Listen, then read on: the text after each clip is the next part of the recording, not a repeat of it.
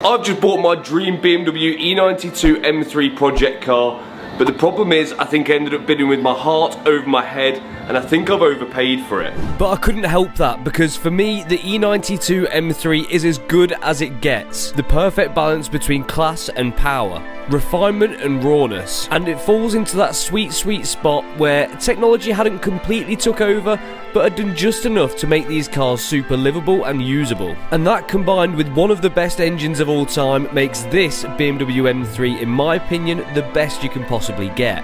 But not mine. My one is in a sorry state. Because this car was previously crashed by the last owner and it's gone through the insurance and gone to the auctions at Copra, this means I was bidding against other individuals and companies to try and get this car as cheaply as I can. But as the bids kept climbing, I didn't want to miss out on this car. Now, I can't give you one solid reason why I've never owned one of these before, but I think it's a combination of running costs, horror stories in regards to the rod bearings, and the cost of insuring one of these. But I'm getting on a little bit in life. I'm going to be 30 this year, so I thought it was about time I treated myself to my first BMW M3. But because I've tried to buy this car cheap and get it from Copart, that means there's a catch. So when you buy a car from Copart, you don't get to see the car in the flesh or hear it running. All you get to see is a few photos and a few words to describe it, and that is it. So whenever you do buy a car from a salvage auction, every time you're pretty much taking a huge gamble. We're hoping it don't start and go. So when I got the car delivered to me by Ethan from Stealth Movements, the first thing we wanted to try and do was start it. Yeah. Sick. Oh. And when we got it going, it didn't sound good. That didn't sound great. Which is worrying, because these engines are fragile and the most expensive part of the car. That sounds better. Sounded better that time. Must have not been started for a while, is it? But my happiness was short-lived. Oh, stop it, stop it, stop it, stop it, stop it. And although the engine didn't have any obvious oil leaks or had lost any oil, the DCT cooler was letting out all of the transmission fluid, meaning that we're not going to be able to drive this off the trailer. So we had to cut one of the inner tie rods because it was bent and making the car unmovable, and get the car put into neutral without starting it, which you can do underneath the gear gator. Then all we had to do was slowly lower it off the trailer, and then we could start to look to get it inside. And the way we're going to have to do this is by manually steering the driver's side wheel by pushing and pulling it, but we can still steer the passenger side with the steering wheel. So with a bit of hard work, bit of graft and a bit of brute force, we managed to get the car off the road and inside the garage. So now we can take a proper look at how badly damaged this car is. So this E92 M3 has been involved in a front end collision, damaging not only the transmission cooler, headlights and front end, but also potentially the inner wing over here. And you can't really see inside here, but we've got bent lower arms, a bent inner tie rod, which we've had to cut to be able to steer the car a tiny bit. But I'm sure we're going to find much more wrong with this car. And that's because it's not a low mileage example. It's got 120,000 miles on the clock, which for one of these is a little bit high. But that's never put me off before. I'm sure we can turn this back into a really nice example. But if you don't know anything about these cars, let me give you a 30-second rundown and then we can get straight to work. Naturally aspirated 4-litre V8. Aluminium vented bonnet, plastic wings, M3 mirrors. It's got a dual clutch transmission, some sofas instead of bucket seats, a genuine carbon fibre roof. It's rear wheel drive and got a limited slip diff. And compared to your normal 3 Series, they're a slight wide body. So 414 horsepower in a slightly lighter, slightly wider rear wheel drive 3 Series with a diff. You know it's going to be good, and it's got an M in the name, so it doesn't get much better. So now you know the bullet points. Let's start fixing this car. So we've got to start somewhere around here. The transmission cooler's leaking, so we definitely need to change that and replace the gearbox oil inside the car. Then maybe we might be able to run it up and see what the condition of the engine's like. Ethan is the man when it comes to M3s. He's got like absolutely everything I could ever need. So he knows everything that I need to know. So I'm just going to leave this one to you, I think. Yeah, we'll just crack on. Have it done today. Let's get this done. So the logical place to start is by stripping off all of the broken parts. So we start taking off the slam panel and all the bolts out for the wings. But the car was positioned slightly awkwardly in the garage, so we couldn't really get it up on the ramp. So we wanted to move the front end round, and to do that we could pick the front wheel up for the driver's side and put a skate underneath, and then jack up the passenger side, and then try and push the front end over so we can at least get the ramps under it and work under it safely.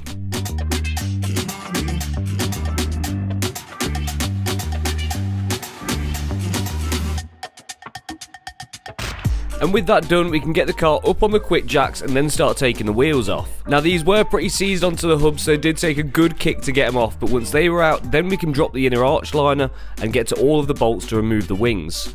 So we've got all the ones from the top of the wing removed, all the ones from inside the wing removed, but there is a couple which I'd forgotten, and that is behind the side skirt. So to get those off, we have to go inside the door shut and remove the door shut trim, which then reveals all of the clips which hold the side skirt in place from there. And with those removed, then we can pop the side skirt out of its home and get to the extra bolts to remove that wing.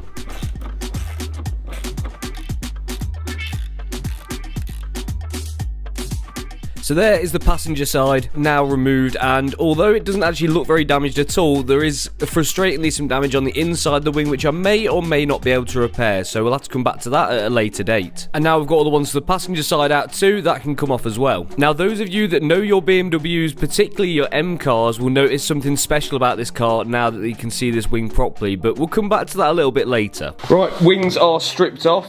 Now we've got some bent arms to deal with down here, so got a Bluetooth in a tie rod, It's so the other device. yeah. Let's crack that one off. Then we're going to use the big gun. Already lubricated it a bit. Big bird. Let's see if it's going to play ball. Let's see if she comes straight off. I think she's pretty tight there, mate. I think she is. There is no way you're doing that with that. Just a little love tap. I have faith in the system. Brute force. Yeah. So by using a breaker bar and also something to lever off, we managed to crack off that track rod end and get that off, and then we could clean it up and get it removed. And then it's also time for this lower arm, which we're going to replace as well, because we're not 100% sure if it's bent or not. But we can tell that both of these have not been off for a long time because it kept snapping all of our Torx bits. Yeah. Oh. That goes off. No. The third one. Wow. She's going. She's going. There she is. Oh. Now. So now that's removed from the hub, it's just an 18mm nut and bolt, and then we can take it out of the subframe too. So here is the old arm, and you can see we don't actually think this one's bent. We think it's actually supposed to be this shape, but the bush is knackered. So Ethan has gone through his box of M3 parts, which is ridiculous, and pulled out these new ones, which have a polybush in them, so that's going to be much better anyway. And then at least we know that one, well, it can't be bent because it wasn't on the crash. No, that's it. Makes sense. Off a pure race car. So we're going to change that on both sides. We've got an inner tie rod on order, so we need to get that one off next. But the only problem is we're running out of T40s because they keep breaking, so we've only got 1 or 2 left. Hopefully we can still get that one off. That's the one that's on it. That's the replacement. So it took a good hit there, didn't it? Yeah. I think it took most of it, didn't it? Yeah, it looks like it. So now back underneath the cart, and I can remove this Felton plastic under tray, which didn't have many fixings holding it on at all, because most of them have been ripped off in the crash. Then after that, it's time for the big aluminium under tray, which unfortunately has sustained some damage, which may or may not be repairable. I've got to see the price of a second-hand one. Now it's time to have a look at getting that inner tie rod off, and to do that, we've got to take the boot off first, which has a clip on either end. Then once that's off, we've got, I believe, a 36mm bolt or nuts that we've got to remove, and even with an adjustable spanner we couldn't get this off. Well, Ethan couldn't. But I had to show him how it's done with the big guns. We got this pipe wrench on it and that did the trick perfectly.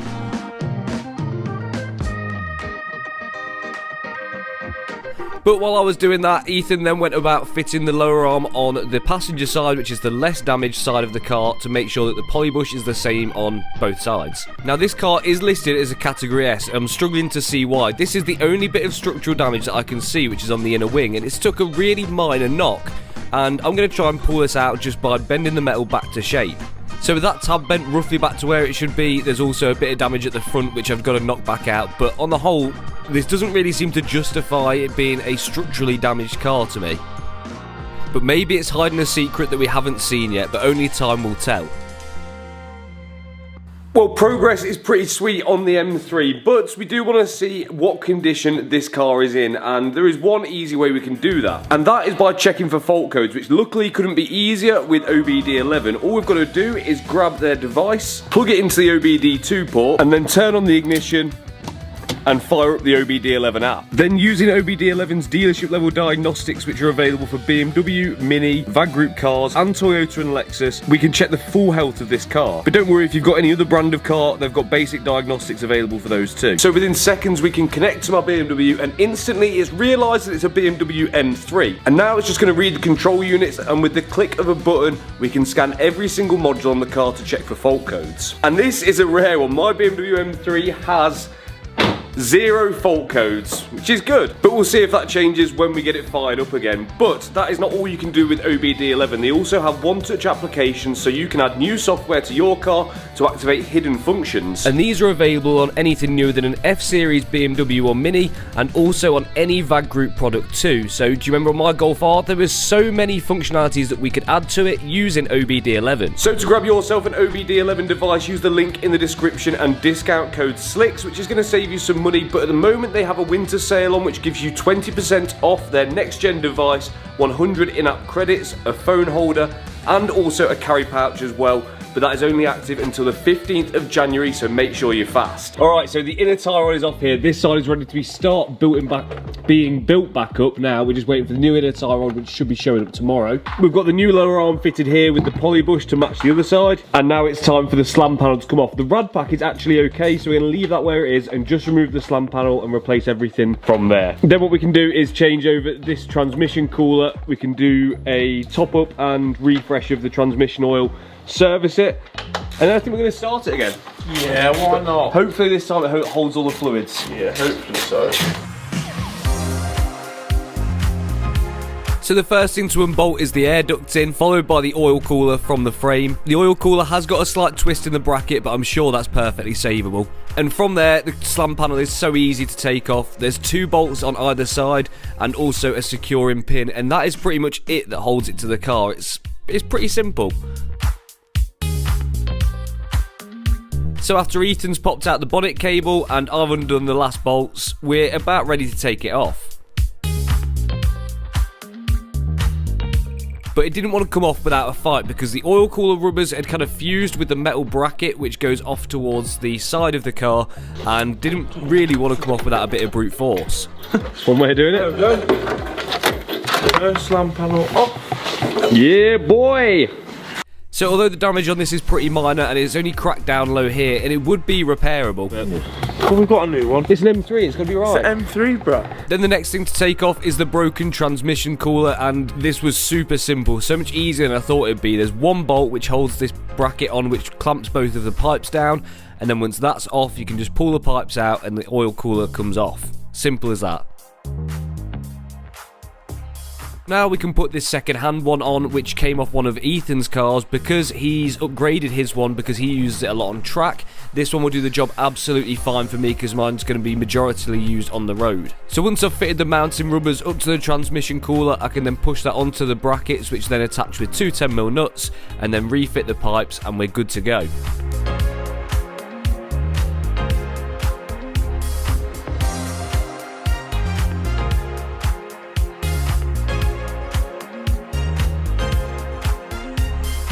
There we go, as quick as that new transmission cooler is fitted, and hopefully it doesn't leak anymore. So should we get some transmission fluid in it, do a little transmission service, then a little engine oil service, and yeah, we'll get the small one undone. Yeah, you'll just go under there like.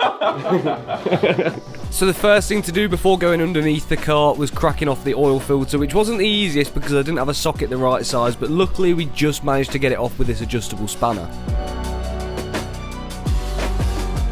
Once we pulled that out and popped it into the drain pan, we could slide underneath and drop the engine oil out of the car. I just want to say a massive thank you as well to Nathan and Ethan from Stealth Movements, who popped out and gave me a hand just off their own back. They were just happy to get involved and enjoy doing it with me. It was a right laugh. So the E92 has 2 drain bungs. It's got one in the rear section of the sump and then one in the smaller front section of the sump too. So once we've got both of those out, all of the engine oil was drained and we could pop some fresh fluids in.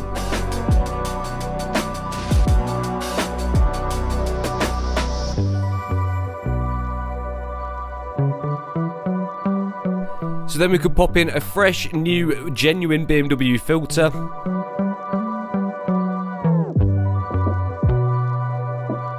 And once that was on, it was then time for some oil.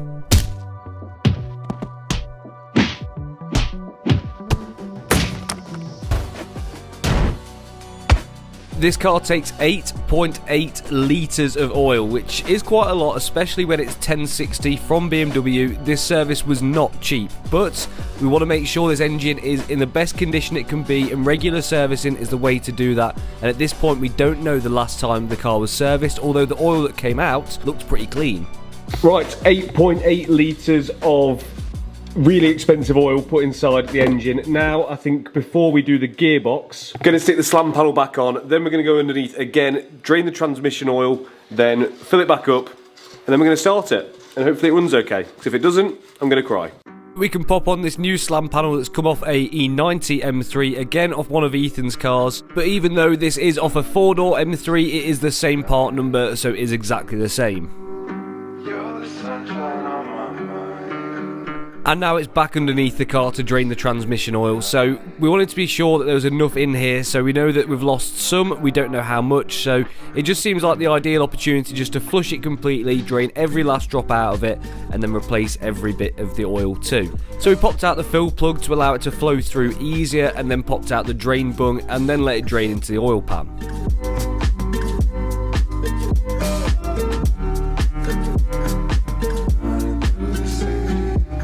The next thing to do now is fill it up, so we've got about 5 or 6 litre bottles of transmission fluid from BMW, so we've got to put these into this mini pump bottle and then manually pump it into the gearbox. What you've got to do here is manually pump it into the fill hole until it fills over, but then what you have to do is start it up, run it through the gears to circulate the oil, and then do it again. Now, I would have happily done this, but I couldn't keep Ethan off this car. He loved it. Honestly, I've come up absolutely trumps here. I've basically just had to do nothing all day. I have been working, I promise. We're just enjoying ourselves, we're just having a good day in the garage. Yeah. It's literally dripping onto you. Is that good enough, yeah? You might just let it drip onto yourself like that. I'm just proving a point, Christopher. It's just, stop proving the point. There we go. Right, here we go. We've got the gearbox oil in. It needs to be turned over for us to be able to fill that even more. We've got the engine oil in. We think the right amount. The transmission cooler's on. We're all buttoned up, I think. I think we're ready to start it. The jump pack's connected. Let's see what happens. Here we go. When? When? Oh. Give it a minute. She's seized. Hold the button down, Chris. Okay, one sec. Oh, does it need to be in park? Yeah, probably best. Okay, well, it's stuck in neutral. Okay, just hold the button down. It's gone into park now. Yeah. Close the door. Close the door. Lock the door. I don't think my baby little jump pack has got enough power to start this car, so we're going to get a bigger jump pack on it, and hopefully it works that time. Big burner. It's a juicy gal. Okay, there we go. Now it's come to life. Hold the button down. I will do, don't you worry. Go. Oh, she's still not got it. She wants to start. But she just wouldn't, and it seems strange because we've started it before, but we can't get it to fire up now. Nope. Bless her. Poor girl. I have found a little hat on our battery, which probably is the cause that we have no power. How did we get it started before without that on? Bertha. That's what I have to say. Ready to go again? I reckon we should try that. Yeah. Just she's on. Right. It's got to work this time. No!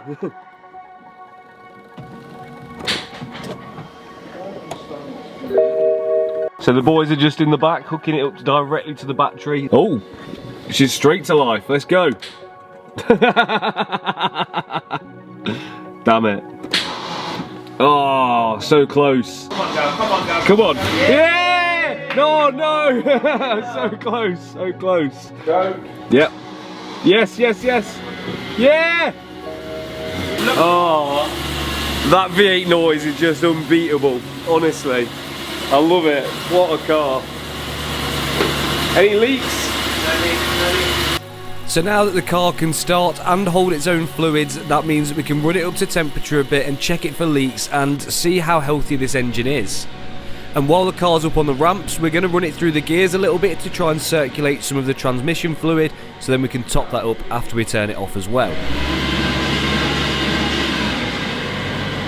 Your rocker cover's just leaking a little bit. You can just see it dribbling down the bottom end. Oh yeah, it's wet down there, isn't it?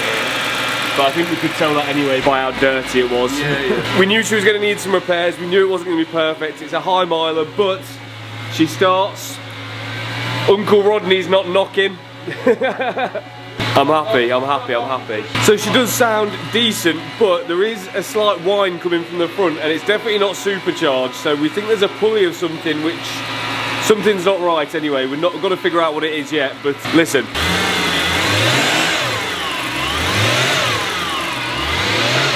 She's got a little bit of a whine to her.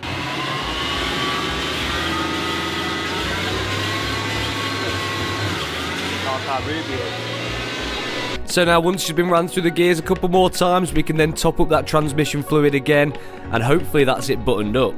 Now, if you've made it this far into this video, chances are you're enjoying it. So if you're not subscribed and you are watching right now, just go down there, hit that subscribe button. I'd really appreciate it. But while we're here now, we're making pretty good progress. It's pretty solid, I can't lie. I'm very impressed with this car.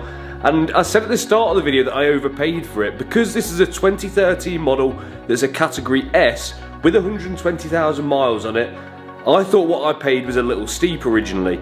I paid £10,320 for this car from Copart, including all the auction fees, which for a 10-year-old high mileage BMW is quite a lot. But the research I'm doing now, I've got this car, and the more things I'm finding, the more I think it's becoming worth. So I had suspicions when buying this car that it might be a competition pack because of the wheels that were on it, but there's a lot of replicas going on, and it could have just had these wheels put on to make it look like that. But it turns out it is a genuine competition with the genuine wheels, and also that means I think it also comes with 10mm lowering springs on it as standard. So that means it's got to be worth a little bit more for a starting point. It does keep getting a little bit better. So when I went into BMW, I asked them if they had any information about this car, which it turns out they do. So this is all of the information that they had on their dealership system that they could give to me, including the complete spec list of the car. So that's every option that was put on it when it was new. And although we can't guarantee every single one of these the service, but we can see every time that the car has been to a dealership. So starting off in 2013, which is the year of the car, on 722 miles,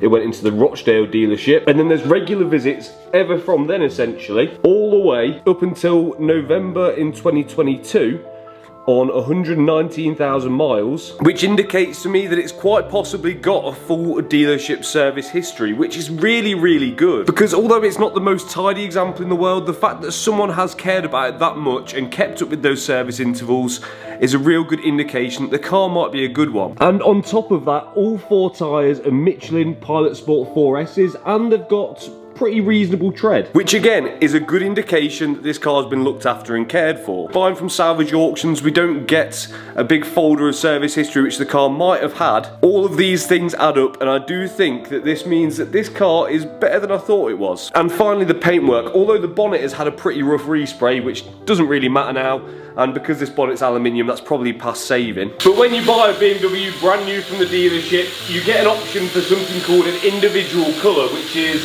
a select colour palette, which costs considerably more and makes the cars a lot rarer because a lot fewer are made in those colours. And although at a quick glance you probably wouldn't tell that this car is an individual colour, especially with a film of dirt over it in auction photos, it turns out that this is actually a colour called Ruby Black, which is confirmed on here as the colour is Rubin Metallic Black, which is really nice actually. It's black without the light on it, but with the light on it, you get a real nice red sparkle in there, which is stunning. And after doing even more research, I've found out there's only 49 of these cars made in this colour, which makes this one really rare. Oh, and also here we've got electronic damper control, which is another option, which is essentially, you know, adjustable adaptive suspension. So that can just be controlled off a button inside the car. But if you can help me find more history about this car, and if you know the previous owner, or if you are the previous owner, please do get in touch on my Instagram at the bottom of the screen now. I'll leave the reg on screen as well so you can help find it. But also, if you have any parts, upgrade parts, or bits to fix this car, please do also let me know. It would be a big help. Although at first I thought I did overpay on this car,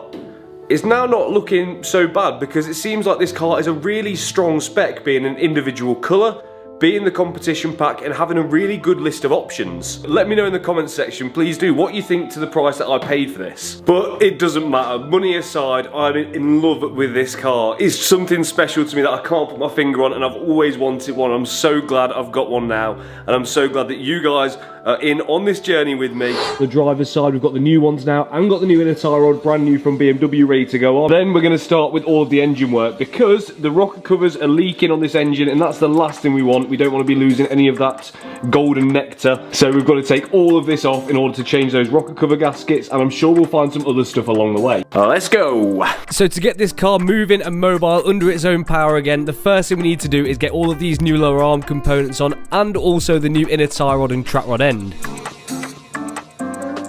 To get the car driving in vaguely the right direction, I set the track rod end to roughly where the old one was set, and then we can go and get it tracked properly at a later date. And now that that's in, we can drop in the polybush lower arm, which matches the other side. And then we can tighten up the track rod end, followed by that front lower arm, and also the new rear lower arm as well.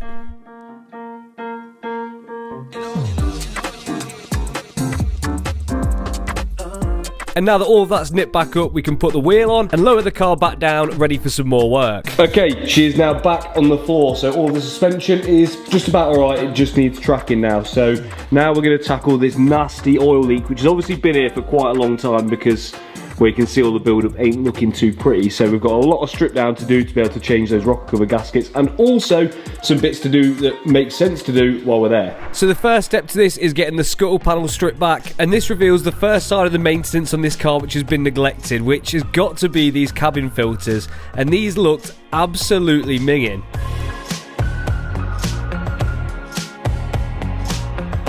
Luckily, I've got some new ones from BMW to replace these, and it was safe to say they were due. So with just a few more bolts to remove, then the scuttle panel can come off the car,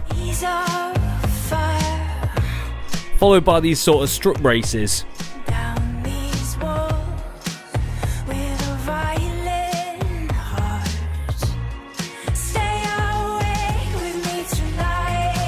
Then we can start on doing the Jubilee clips for the airbox, and whilst I'm doing this, Ethan tackles the brackets for the cables which run over the top of the engine. So once he's got that all unclipped and that bracket removed, that means that these are free to be a bit more manoeuvrable, which is going to be really handy for later on. Next up, to remove the airbox, we've got to undo all of the Torx bits around the edge, which should allow us to remove the top from the bottom section. Again, that shows us something about this car which hasn't been serviced that well. Although the oil looked pretty clean, this air filter again definitely didn't.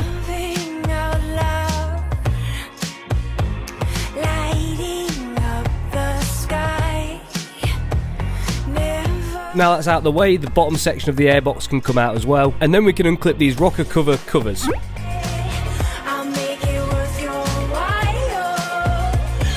Now the awkward thing about a V8 is space. We haven't got a lot of room around the engine in order to get those rocker covers off, so we're going to loosen off these coolant bottles and all these bits and bobs around it, just to give ourselves that extra inch in order to get these off. Then it's time to remove the plenum, which is what distributes the air from the air filter directly to each of the individual throttle bodies. And every single one of the Jubilee clips which connects the plenum to the throttle bodies is really awkward to get to. But once we managed to undo all of those, we finally got it off. Yeah, boy. Yeah, man. Bosh, big plenum. Plenum off, and this is why these cars are cool basically, and that's why this engine's so sick, is because you've got individual throttle bodies. What else do you get that on? Not AMGs, I'll tell you. Exactly, yeah. No AMG has ITBs. They might do now, everyone's going to tell me in the comments that they do, yeah. Sorry. But, yeah, it's just cool to have a V8. A high revving V8 with ITBs is pretty sick. So now that's all stripped off, we've got injectors to get out, we've got the bolts and rock covers to get out all these sensors and bits and bobs. There's a fair bit still to do. You can say that. So first task is removing all the coil packs. The front ones weren't so bad to get to, but as always the ones right at the back of this V8 were quite tricky. Then we've got to unplug all of the injectors, because we need the clearance in order to be able to get to all of the rocker cover bolts and also to be able to remove it from the engine, but luckily we didn't have to remove the injectors.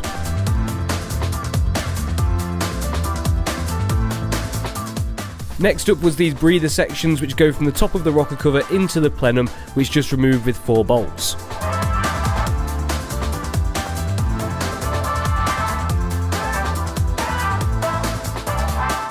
Then there was just loads of 10mm around the edge of the rocker cover to separate that from the top of the engine, and once we've finally got all of those out, we can look at prying it away.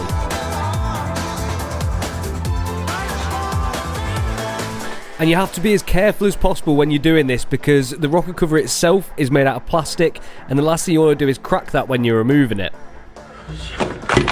Ooh! She's golden. She's golden. She's golden. Oh, she's tight. It's alright. Go on. Didn't have the cameras in the way. Yeah, that's it. She's clean. Yeah? Looks healthy, that does. Real healthy. First cover removed for the passenger side, and the gasket doesn't, I don't think it looks that bad, to be honest, mate. What do you think? No, it looks quite It's healthy. like, it's normally with these, well, it was on my other BMW anyway, the gasket was just brittle, where this one doesn't really seem that brittle. But anyway, it's getting changed, that'll fix the leak for sure. And pretty happy with how the engine looks as well, to be fair. She looks pretty clean, to be fair. She looks nice. There's nothing Nice too, golden brownie. yeah, nothing too scary there. So let's get this one back on, then, or which one should we do first? Should we take that one off? Yeah, take them both off. Get them. Let's do that. I'm fed up of saying the word rocker cover at this point, but anyway, we popped off the second one. Nice. Bon voyage. And while they were off, it made it a little bit easier to do the spark plugs, so we thought we'd change them out, take the old ones out, check those, inspect them, make sure they look healthy-ish, and then pop some brand new, genuine ones in.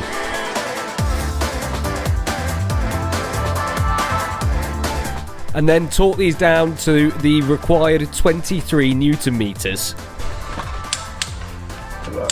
Okay, time for the new gaskets. So we're going to give these a clean up, put the gaskets on, and then refit these to the car. Then we've got some more bits to do afterwards. Yes. Unseen bits. But now the rocker cover's in place, we can start torquing all the 10mm down to 10 Newton meters. But it was all going way too well. Well, as you guys know, I always give you the good, the bad, and the ugly, and this is the reason why sometimes I don't like using a torque wrench, because, well, sometimes I don't know what they're going on about. So we started getting this rocker cover on, and these are supposed to be torqued to 10 Newton meters, which we've set up on a torque wrench, and some of them were clicking absolutely fine, but this one did not. And, well, it snapped. So now we've got a bolt stuck in there, which we're working on and getting out. It's left us in a bit of a sticky situation, so we have to replace the bolt. I know some of you are going to say, oh, well, you should have changed all the bolts anyway. Well, I didn't, so it is what it is. But, yes, so we're going to have to try and find a way to sort that out. I'll probably just get, I might have a replacement one actually lying around for the 1 Series. Really? Maybe, so that's probably what's going to end up in there. Beautiful. Yeah, that'd be nice. So, yeah, sometimes feel is better than torque. Feel is better than talk. Feel is better than torque. Especially in these situations. I also feel like I should put this camera down. Yeah. Let's fix it. So after this point, we decided to lay the torque wrench down and just do it by feel, because we don't want to risk snapping any more bolts. That one was quite lucky where it was positioned, because we could actually get to the back end of it and wind it out from the back, which worked a treat. And now all of those are tightened up, it's now time to connect up all of the wiring again. So we've got to plug in the injectors, put the coil packs back on, plug those in, and also fit all the breathers and everything else that goes with it.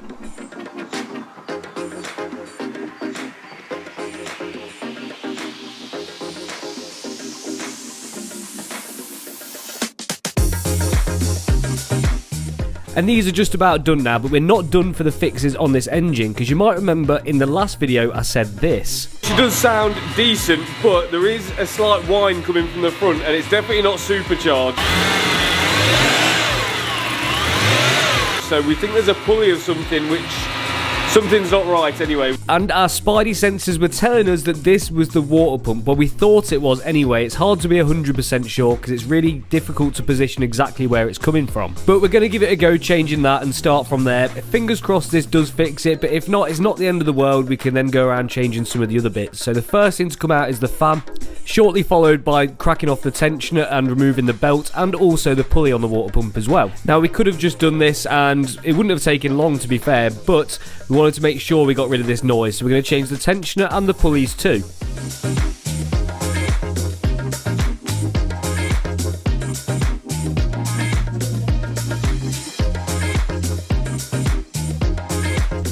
So now with all of those pulleys and tensioners changed over, the final thing to come out is the water pump, which is going to make a mess. So we position the drip pan underneath it and hope for the best. How much have we missed?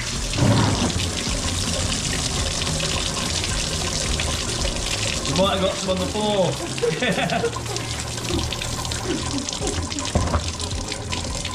Now again, I've got to thank Ethan so much for everything he's done for me this week, because I've been dying ill and been super weak and tired and in a right mess, and he pulled through to get this job done, and I couldn't appreciate it anymore. But now the new water pump is on, followed by the pulley.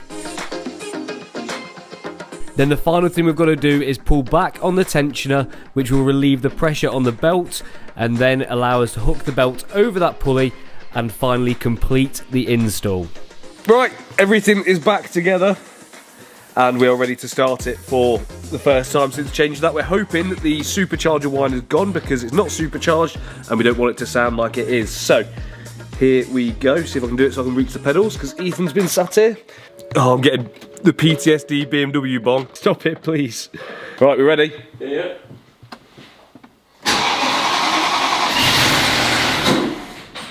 You pressed the accelerator then? Didn't press anything. We've got a check engine light. Oh wait. Yeah. Have we plugged in the injectors on this side? Yeah. Go in again.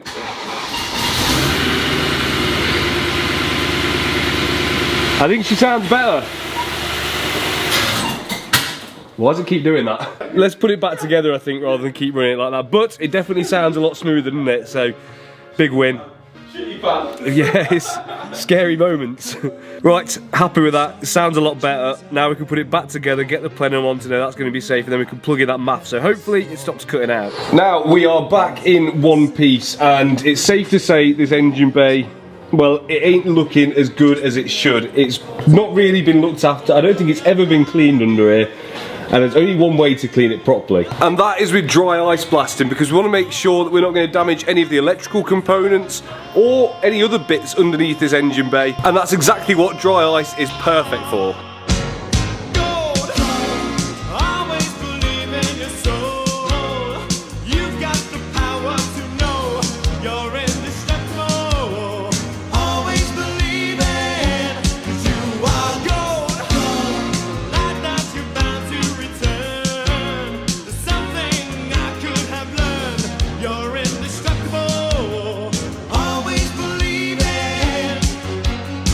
So we had the ice blasters out to clean this engine bay and bring it back to its former glory and make it shine like it should. After the rush has gone, I hope you find a little more time.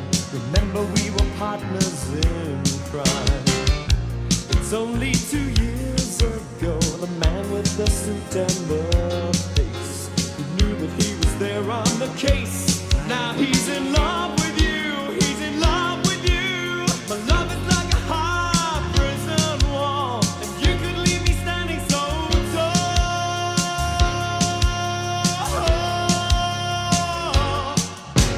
Gold, always believe in your soul. You've got the power to know you're indestructible. Always believe it.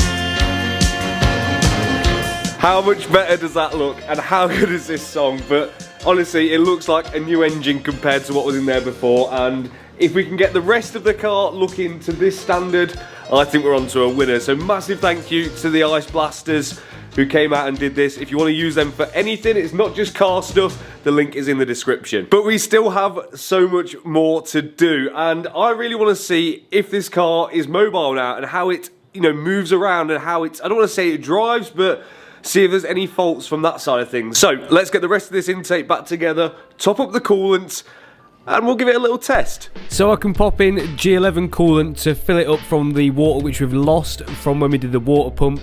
Coolant in. We'll probably have to bleed it a little bit, but it will do for now. Nice. You don't care.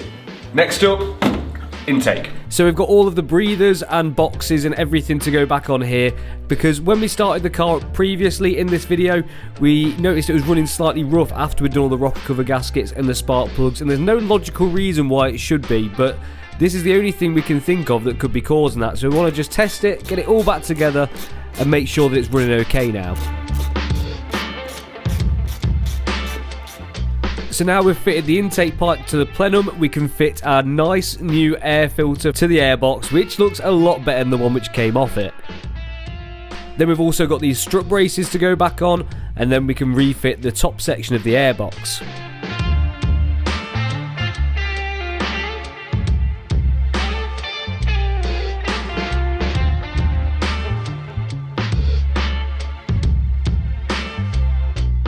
Then we can finish the intake system off with this pipe which goes from the front of the car and collects the air from around the kidney grills and directs it into the airbox.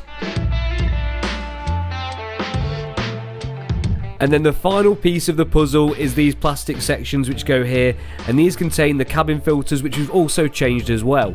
Situation update for you. So we started the car up after we changed over, the new rocker covers. We had a misfire. This was before the dry ice cleaning. And we just put it down to not everything being connected back up, what's the word, breather pipes not being connected, that sort of thing. And when we got those connected back up, it was still misfiring, which is not good. So, one thing we are going to do, fill up with some fuel, because as usual, Copart car, they empty the tanks when they're at their base to make sure that they don't have any fire hazards, and maybe for their own personal gain a bit as well. And hopefully, well, we've gone over everything multiple times and we can't see a problem with anything that we've done. So if it's not fixed it now, and I'm scratching my head still, we have got an issue actually with being able to read the ECU with any fault code reads. I've tried 3 on it now, and we can read the body of the car, but we're not getting anything for the actual engine of the car itself. So I don't know if that's a faulty ECU or, well, that's what I'll put it down to potentially, but I might be wrong. Is that common on these cars? I'm sure you'll let me know. You're supposed to do it that way, I think, isn't you? Yeah. First time, Chris. So once we've topped it up with some fuel, because it's basically empty, we're just going to take it for a rip up and down the driveway and see if it's still misfiring. It's hard to tell an idle because it's a V8, it always runs a bit lumpy, and see if the engine management light clears that we can't read. So time will tell. Let's see, let's find out. Okay, so here's what we've got fault code wise. We've got the engine management light on for an unknown reason which the fault coder won't pick up. We've got a stability control one, probably because the car's not been driven since it's been jumped, it needs kind of calibrating. And then we've got one for, like, the lights not being connected and stuff like that. So there's not actually too many. The crucial one is, why is that engine management light on it and why can't we read it? Because that could cause us a big problem. Okay, here we go, first run down the drive. The tracking is all over the place, so we definitely need to get that sorted, but we did expect that. Apart from that, feels pretty smooth. We've got a few more warning lights on. But as far as I can tell, there's no suspension knocks or anything like that, which is a good sign. But I still can't tell about this misfire. We've definitely got reduced power, but I'm going to put that down to that half engine management light on. I think we need Ethan to have a go. I'll be honest with you, I don't know. It doesn't feel like it's got much poke, but it's got that half engine management light on it. Do you want to have a quick go in it? See? You have a blast, see how you feel. Oh, typical BMW handbrake. Yeah, got to put them on. How many of these cars you got, Ethan? 3. 3 of them. If you don't know if this is right version. or not. Yeah, well, okay, he's got E90s, he's got the 4 doors, but you'll know if this feels right or not. Does it feel like home in there? Yeah.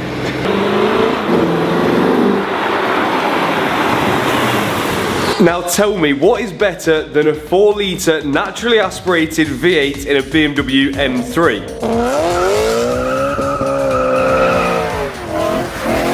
Well, there isn't much, but how about this? A 4 litre BMW V8 with a supercharger on it.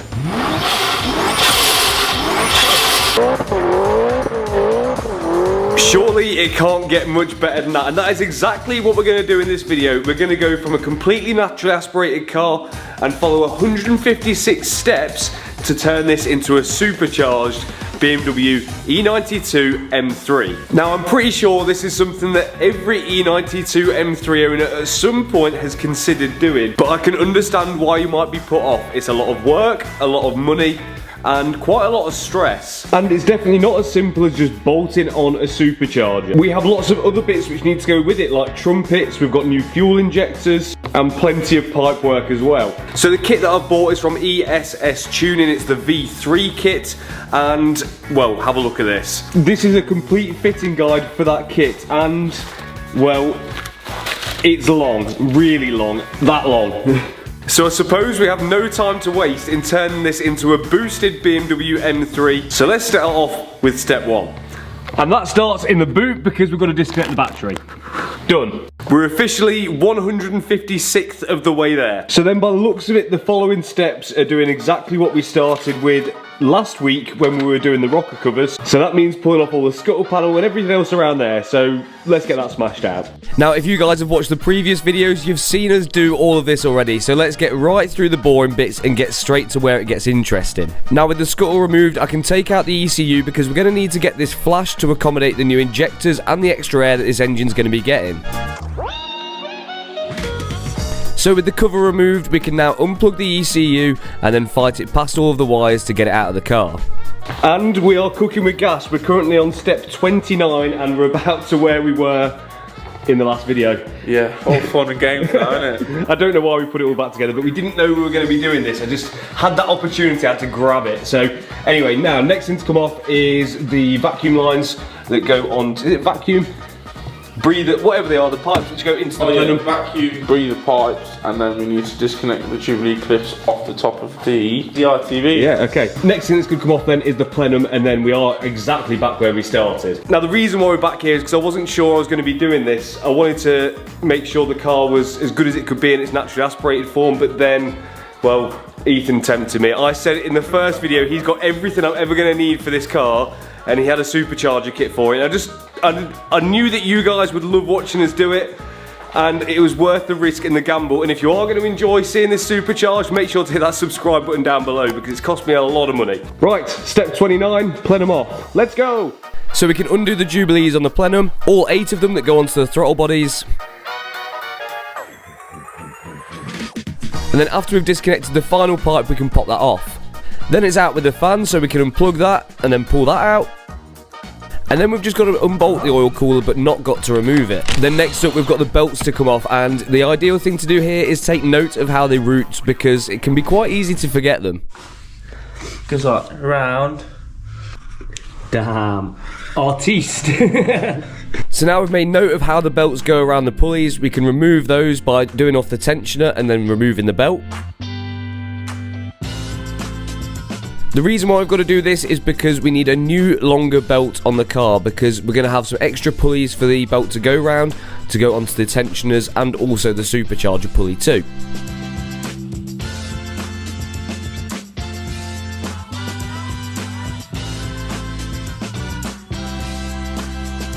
So now we've got the first aftermarket part to go on. Now this seems like a pretty well designed kit, and the benefit of that, It's an easy installation. exactly that, Ethan, which means that it should. It's idiot proof basically. No, please, no. Do not say that. Let's not jinx actually, no. This is a very complicated install, and it will be hard all the way through. I don't want any presuming here. We will check back in a minute. So we can now bolt up the heat exchanger. Alright. Water cooler fitted. That cools the supercharger and also steals my socket and the other part of my socket. Let's see what's next on the list of things to do. Have fun there, lad, yeah? No. Harder! It's jammed. Use them legs. And the next thing to come off is the fuel rail. So there's 2 bolts in each side, so once we've got those removed and also got the fuel lines disconnected, we can pop those off.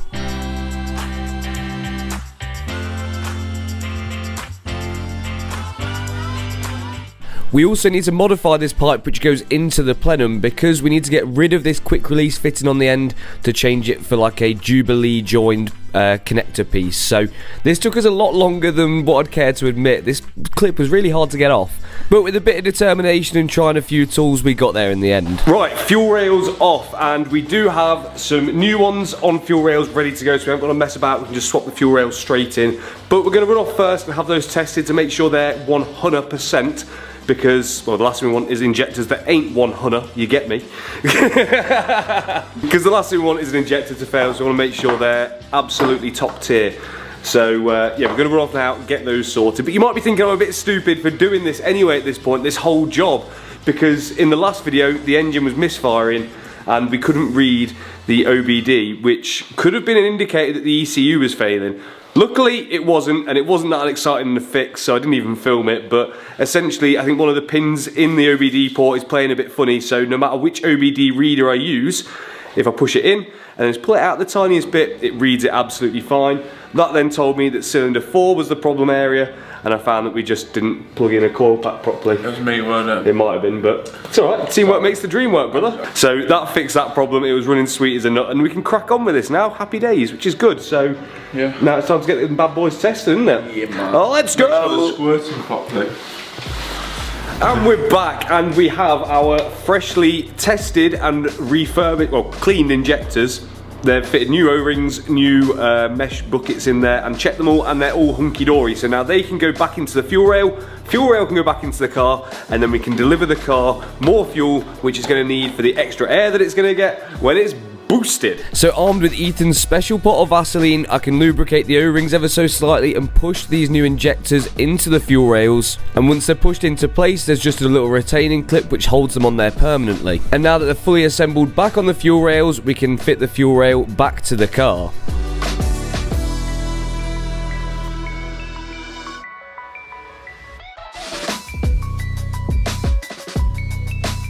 Once in place, we can get all 8 injectors plugged in, and then we have to do a slight modification to some of the wiring underneath the plenum to allow a little bit more travel on one of the plugs so we can still plug it in, which was pretty simple to do because we only had to swap the location of one of the wires just to give ourselves that extra little bit of jiggle room that we need. Right, progress is looking good. There is one thing which we've got to do down here, which is on this water pipe which runs along the chassis leg, and that is drill a new hole just about there, just so the pipe can sit a little bit lower, which should give us some more clearance. So I've just bent the bracket up, gonna drill it, and I'll bend it back down because otherwise I'd never get to it. Let's hope I don't slip and then put a hole in this pipe. Yeah, let's hope you don't do that. You got it, bud.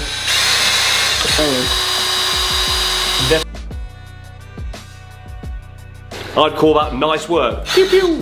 So now we're getting ready to fit the exciting bit up, which is the supercharger itself, the bit which makes the boost, the bit which makes the power. So now I've got to just take these 10mm bolts out the front of the casing. Is that the right word? Casing? Front case? Front, yeah. This? Yeah? Let's call it that anyway. And yeah, something like that anyway. Or up ahead. I'm going to take these bolts out anyway. And then, I'm not really sure why. I'd love to tell you why. Don't really know. Just to mount the charger on, isn't it? But yeah, then we're going to look at bolting that supercharger onto the car, and we can see how it's going to look. But there's still quite a lot more to do after that, unfortunately. As much as I'd like to say it's done, it ain't. And here we go. Here is the supercharger. And this is what's going to make us make power. It works very similarly to a turbo. Because on a turbo setup car, it uses the exhaust gas to spin the turbine wheel, which then goes along a shaft to the intake side of the turbo, and then that in turn spins the compressor side, which sucks in more air and then tells the engine which we need more fuel to match, therefore creating a bigger bang and more power. But on a supercharged setup, the exhaust gas does absolutely nothing, and the crank pulley spins a belt which goes onto the supercharger, and in turn then sucks in more air and then adds more fuel to create the bigger bang, aka more power. It's instantly spooling anyway, so. Is that because it's always spinning at the same speed? Spinning at the same time as the engine because it's run off the belt. It's driven. a clever man. So there's no lag. There is no lag, but it does sap a bit of engine power. But then it makes up for it. It does make up for it, yeah, but because it's using the drive of the engine to drive it, it saps a bit of the power, then it boosts the power by more than that, but it makes it more inefficient by doing so. It's a booster. Yeah, but who cares, because that's going to look sick! And I'm looking forward to hearing how this sounds actually, because you'd expect it to sound similar to a turbo with how similar it looks on the intake side, but I know for a fact it ain't, and I can't wait to hear it, but let's go. So now we can drop the supercharger into its location, and those 4 bolts which I just removed, which I didn't know why we had to do that, are one of the parts which secure it to the engine. Along with that, there's also a big thick bolt which goes through the alternator bracket as well. Just to make things a little bit easier to fit, we ended up removing one of the main coolant pipes from the radiator to the engine, but that gave us loads of room then in order to bolt this up.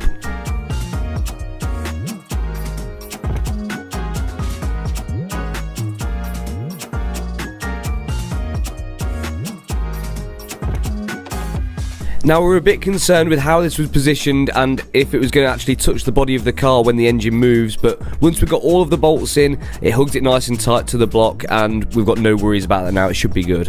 It's Ethan's fault if this car blows up. No, don't say that. Because he said it's a really good idea, so it's his fault. Don't say that. That just looks absolutely carnage, don't it? That I'm buzzing with that. Woo, woo, woo, woo, woo. I can't wait to hear this run now. Hopefully it does. But while we're here, new bolt for the rocker cover, which we did in the last video, which snapped. So we managed to get the old one out in the last video, just plied it out from the back so I can pop the new one in.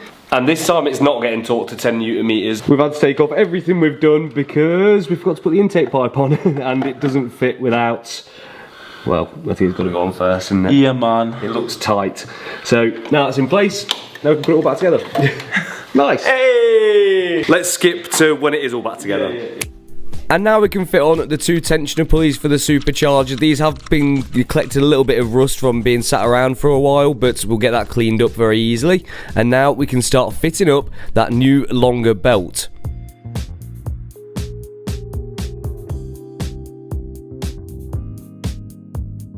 So with the supercharger belt fitted, we can also fit the other auxiliary belt.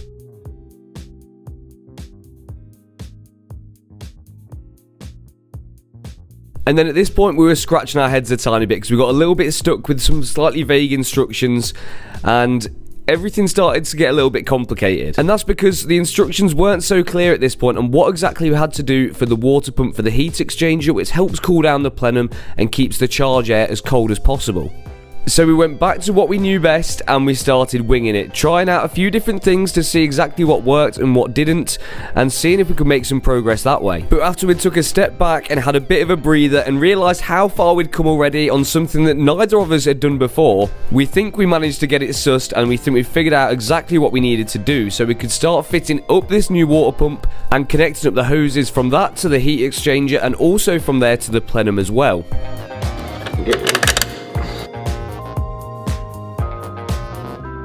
So with everything bolted up there on the brackets for that and also the pipe work, we can start looking at the electrics. So it runs nicely to an earth on one of the shock towers. So all we had to do here was take the nut off, pop the earth on and refit that nut, and then that loom was earth. But for the positive, we had to find a specific wire in the loom and then splice off that. So once we'd found that wire, we could strip back to the core, and then using a solder connector, we put both ends of the wire in and also the new wire as well, which is leading to the water pump, and then heated this up, which melts the solder inside and insulates it, and then we're good to go there as well.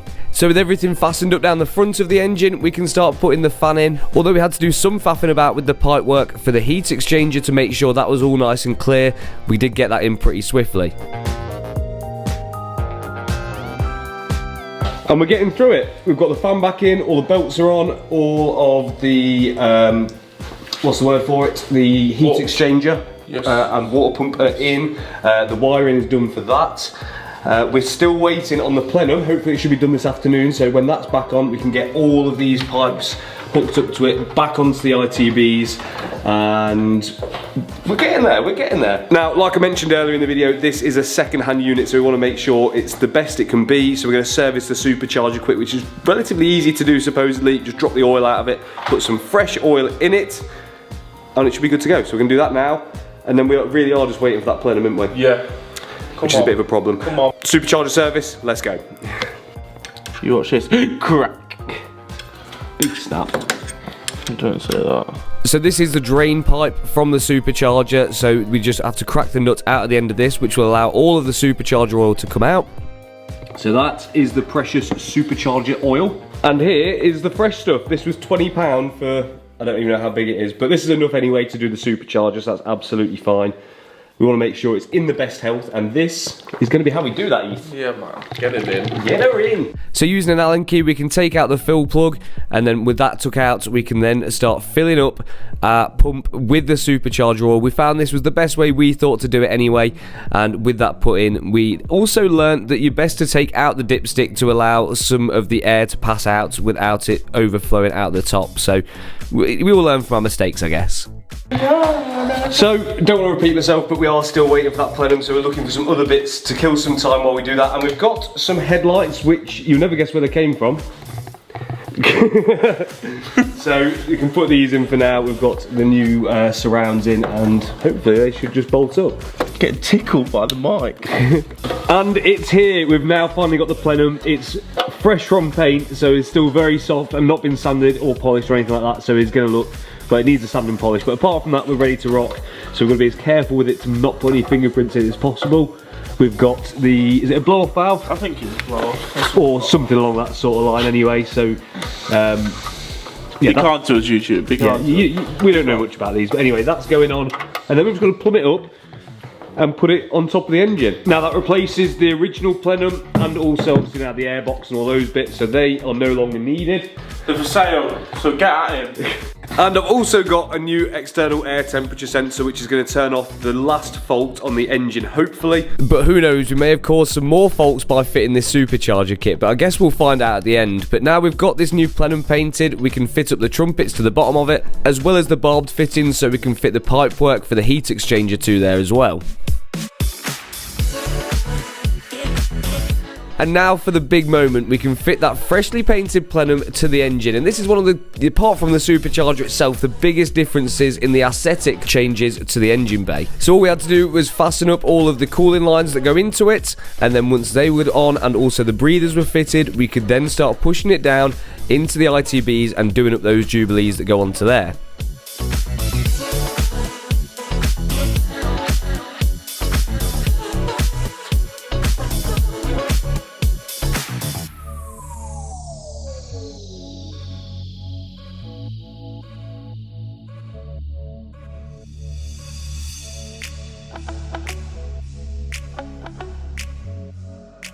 But now everything is getting fastened up there. The M3 engine bay is looking mean, but we're not quite done yet, and that's because we need some fluids. We need to top up the coolant for the car, but also the separate coolant reservoir with the same coolant for the supercharger. Right, ECU. We were originally going to try and get this flashed while it was off the car, but after speaking to a specialist, they said it will idle fine, just don't rev it up too much and don't go and gun it down the road. Wait until it's tuned. So we're going to put the ECU on so it can run and move, but then trailer it to be tuned. So this can go back in for now, and then I think we're going to try and start it.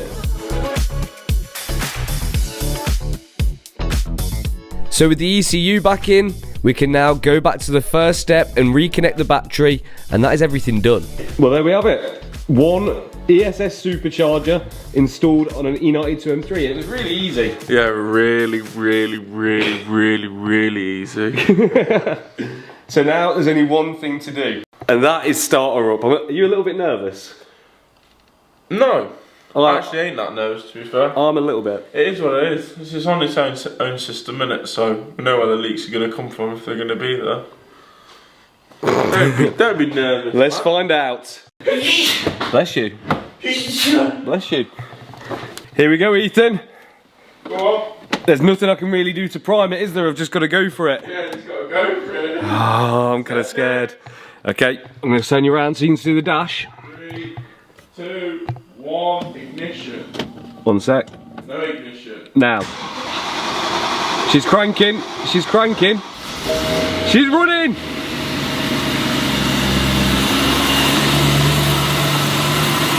You alright? Hear it.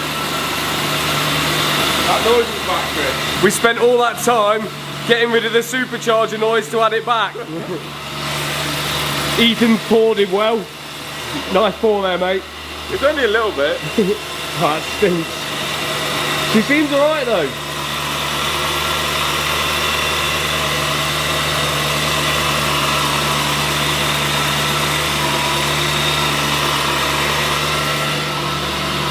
Yeah? I'm quite happy with that. Yeah. Well, I mean, she starts, so coming off cold start. Sounds alright to me. Yeah. All we haven't done. What? Celebrate it. High five. High five. It's nice. Big success. Let's turn that off. Yes, and let's check the level of the supercharged oil now. I'm glad it starts, I'll tell you that, and it doesn't sound too scary. Yeah, the instructions said we need to check the supercharger oil after starting it, so we're going to do that right now. And then I'm going to go home because I need to go. I'm definitely not going to go out and drive this on a standard map. No, do not do that. Do not do that. And you've got a headlight. You've got a headlight. No, that one's alright, that one's alright. Drift mode. Private land. When we started it to move it out of the garage after the show on Sunday, to pull it round the side, to make room for the X3M, which has just got back and we're just about to start filming on, it didn't sound good. Let me show you. So I'll just fire her up again quick.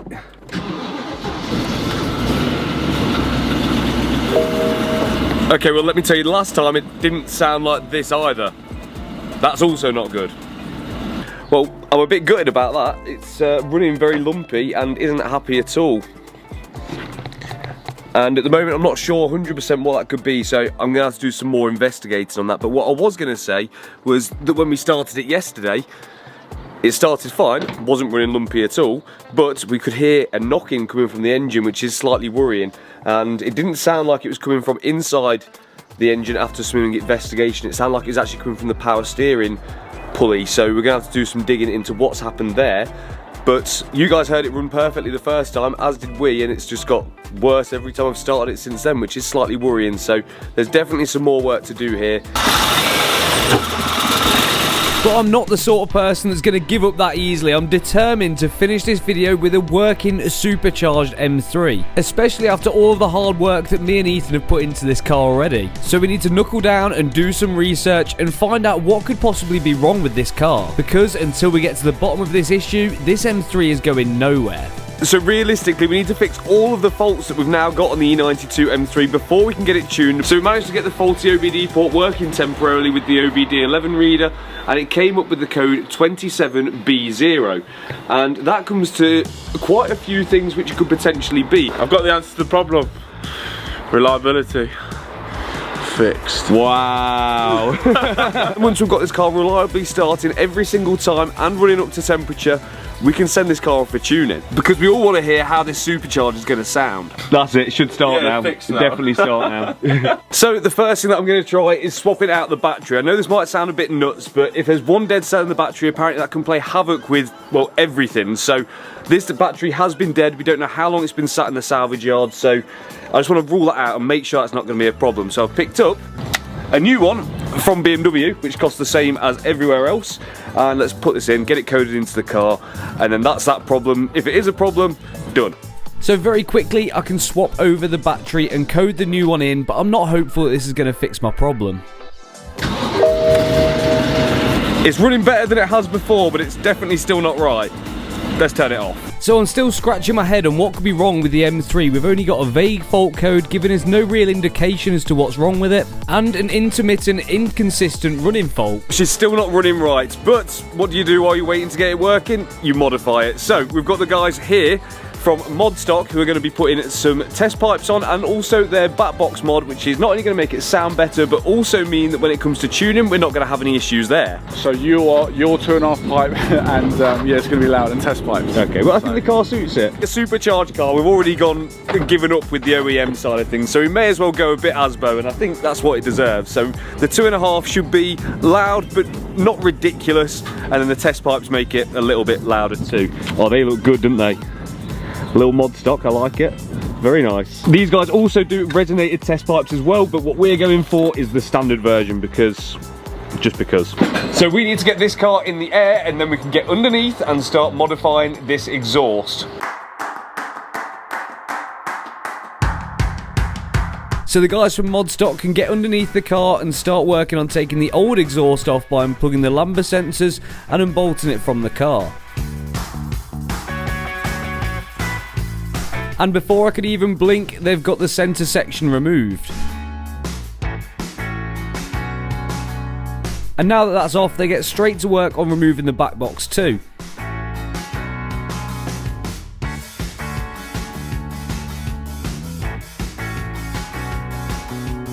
And it's a good job that we're doing this, because as you can see here, there is actually a crack in the old centre section of the exhaust.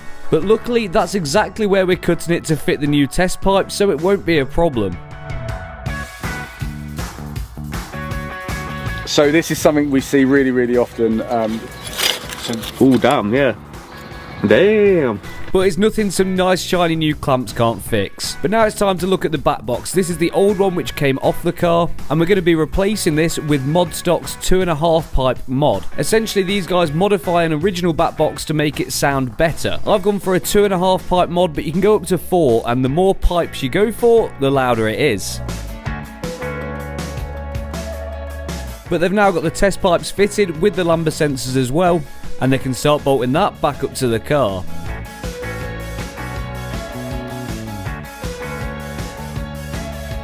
Doing the test pipes is essential for what we're doing because we've got to free up extra flow in the exhaust to allow for the extra power that the supercharger is going to make. And for me, modifying the rest of the exhaust is a must because I want to hear that V8 scream. Now that Dean and Chris have got the centre section fitted, they can start fitting up the rear section and the back box as well. The back box is now on, and you guys can't really see a difference, but one thing you are going to see a difference with is the tips. And we are going for, boom, the new F-Series style carbon M Performance tips, which look naughty. So we're going to have 4 of these poking out the back. They're going to be sat like that, so it looks like a wheelbarrow. And yeah, it should look pretty sick. So let's get those on. And very kindly, the guys at Modstock have also offered to give you guys 5% off any modified original exhaust systems by using discount code SLIX5 when getting in touch with them via Instagram. All of their details are going to be in the description.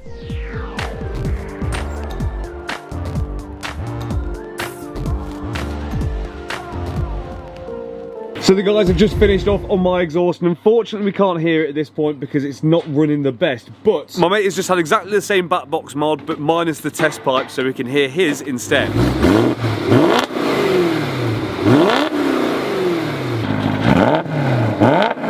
Damn!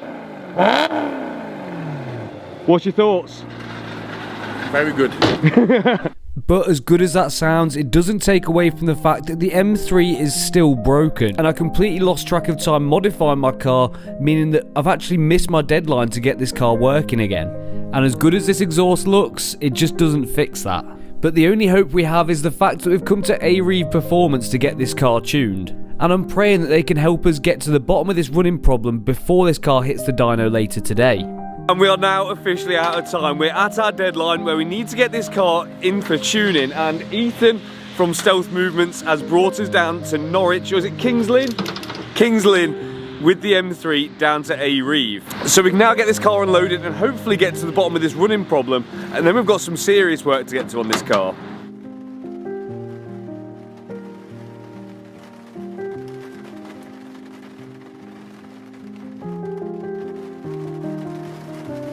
Big East, if anyone wants a car moving, where do they go? Stealth Movements, And mate. how do they get in touch with you? Instagram, Facebook, and there's a contact number, and all information to get in contact on there. Is it all going to be in the description? All in the description, my man. Nice. So we are tight on time with lots of work to do and also some faults to figure out. Nice work, Heath. Smashing it. And I'd be lying if I said at this point I wasn't worried, but something tells me when I walked into this place, my car was in the right hands.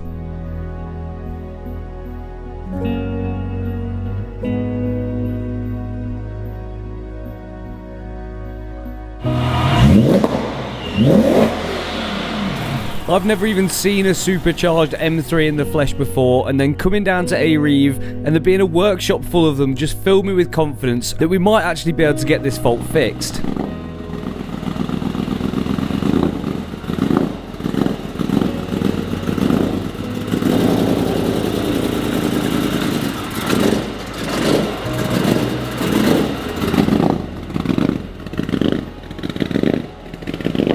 You don't sound healthy.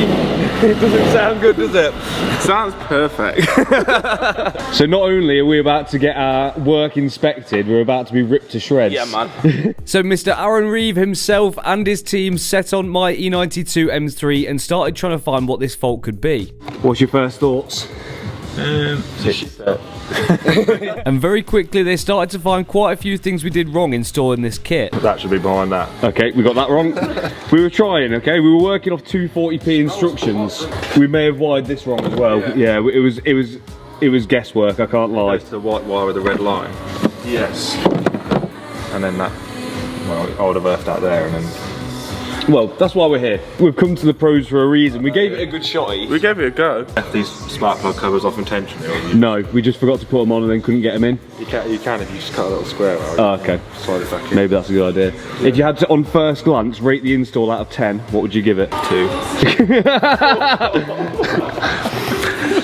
Wow. Maybe we didn't do as good a job as we first thought. Have you found something? There's no spark to any of these 4 cylinders at all. Looking at the live data, it's just shut off the spark completely. So it's either could be a wiring fault, can be a Vanos fault as well. But there's sometimes with these, with like Vanos faults and stuff, they'll go into limp mode, but they don't even know why. The ECUs aren't sophisticated enough to know that. But you are. Yeah. Well, So using his wealth of knowledge, Aaron starts digging around in the engine bay, checking the spark plugs, checking all of the basic things that potentially could cause this fault. And it's something that none of us even predicted. It was something so obvious and in your face that it's almost daft. Well, I think it's safe to say sometimes I do make stupid mistakes, and do you know what? It happens to the best of us. But the funny thing is, it didn't go like that when I pulled it out. I told you to pack this in your suitcase. So one of the coil packs is literally split in half. It didn't pull apart when I pulled it out, but I think that's pretty safe to say that's going to be our issue, isn't it? I'd say so. Yeah, so where's the bin? Yeet! Now that's sorted, hopefully, we can push forward, can't we? Well, I just want to let you guys know that that is my side of the engine, and this is Chris's. And which side's the plug broke on? I broke the coil pack, apparently. But if that's what we've found already with this car, I think it's only going to get worse from here. Can't wait to see the rod bearing. And it really was a silly little mistake. Sometimes it's so easy to miss something that's potentially so obvious, but something so small can cause big problems. So I'm glad we managed to find that, but now it's time to test it. And thank God it's all working fine now and the car is running on all cylinders. Well, silly mistake. Job done. But easily found. They're the best sorts of mistakes because they're cheap and they're easily fixed. But there may be other problems as well. We have found one other thing as well. The tensioner looks like it's not working properly on the new belt, so we need to get a new tensioner on there to make sure the belt's not flapping around. So now it's time to get the car up in the air and have an inspection underneath before we went on to the next job. And these guys are actually pretty impressed with the condition of this car, especially considering the mileage and how original everything looks on there as well. How'd you get these from? They are mod stock. So say what you want, because apparently he's a friend of yours. No, I'm just saying. Well, Go on, say it. And this next job is one that I needed to do. Saying goodbye to £300 worth of oil. Because E92 M3s have a common problem where the rod bearings wear excessively, which can cause catastrophic damage to the engine. And the first step to doing these is draining all of the oil out of the car, including out of the oil filter housing as well.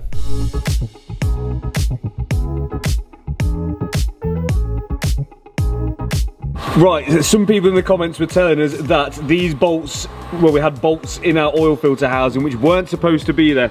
Aaron, what do you say to those people in the comments? They need to read the workshop manual. Nice. These bolts are all part of the pressure relief valve for the oil filter, so obviously they are meant to be in there. They are purposely, not that somebody's randomly left some bolts in there. So now it's time for the bit you lot have been nagging me about, and of course I was going to do it. If we're supercharging this car, it'd be daft not to, because we have no history on the car at all. So this is where we're going to start doing the rod bearings, and it's a common failure point on these cars supposedly, isn't it, Heath? Yeah, clatter, clatter, bang, bang. So we need to take off the subframe. We've also got some crusty power steering lines to change as well, so we're going to get those done at the same time because it makes sense. Subframe off, sump off, and let's inspect these bearings. God, he's rapid. Because if these bearings went, it could cost me an absolute fortune, just like if you were buying a car that you didn't know had hidden history. But we nearly ended up with a crash damaged camera. Techers.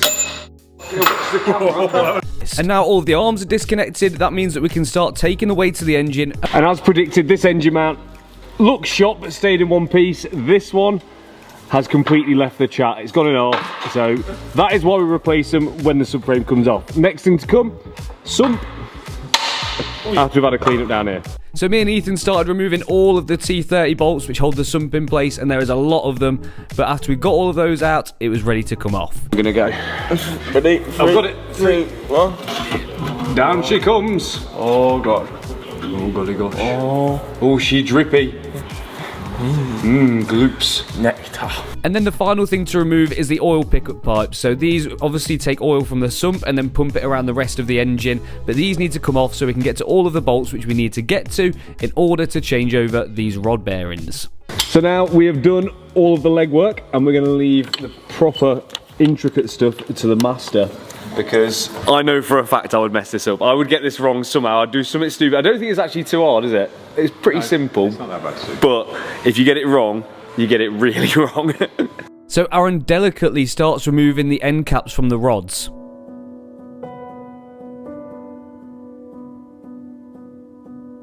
And with precision like open heart surgery, he replaces those rod bearings, but something tells me that he's done this job so many times he could practically do it with his eyes closed. No point crying over spilt tea. Now, one of the things which makes this job take a while, apart from the fact you have to be meticulous, is that these new bolts need to be torqued and undone 3 times before they can be fastened up for the final time.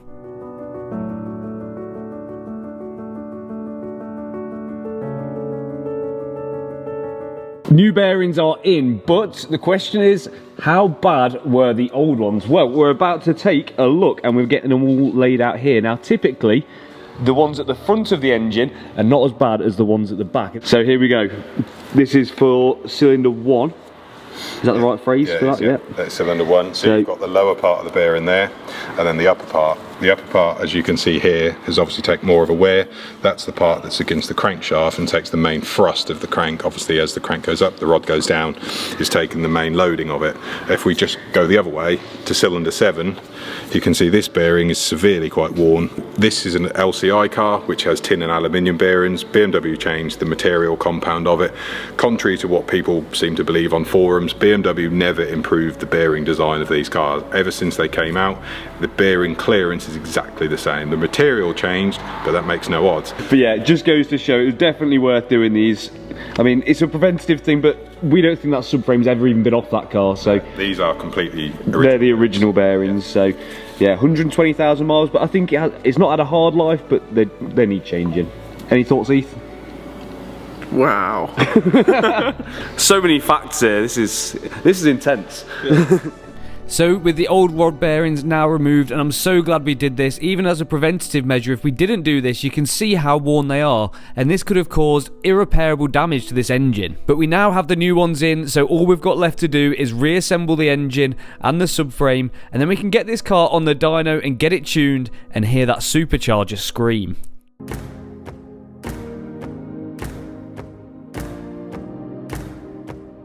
So we can give the sump a good clean down in the parts washer, followed by a new sump gasket. Sump bolted up, new rod bearings inside. Now what's it time for, Ethan? Pull-ups on my car apparently. So you'll tip the whole thing over, big boy. So now we need to get the subframe back on. I think we should clean it. But first, before we do that, we need new engine mounts, because the old ones, well, they're done. Shoddy. They were bad. But we don't want to go back to OEM. We're going to upgrade these for some lovely Powerflex ones, which are going to last forever and ever. So we have new Powerflex bushes to go in, and correct me if I'm wrong, but these holes here are for these pins, so we can adapt the stiffness of the bush depending on how many pins we put in. Correct. Pinch and roll. So with the pins fitted and the subframe cleaned up where the old engine mounts were, we can now fit up these new nice Powerflex ones. It's just another job which makes sense to do while you're here, and these new Powerflex ones are going to last much longer than an OEM bush. And now those are in, we can fit up the subframe and steering rack again.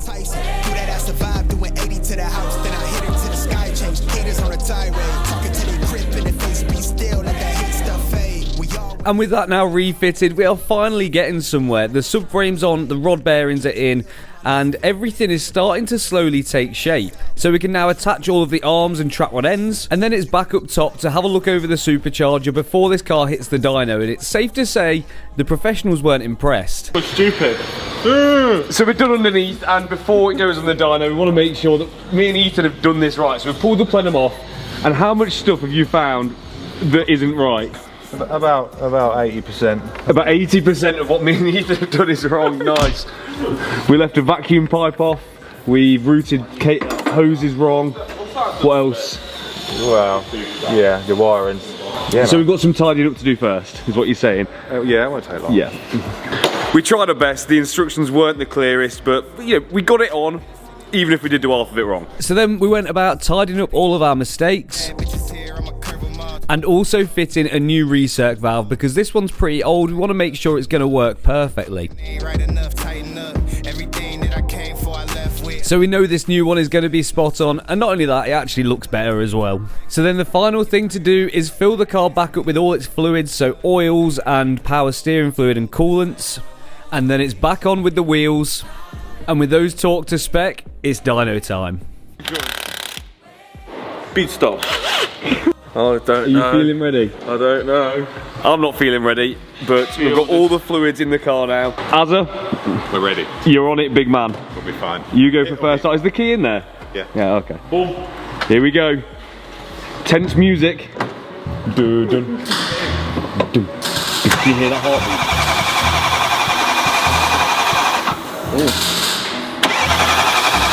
So first we crank the car over a few times to generate oil pressure.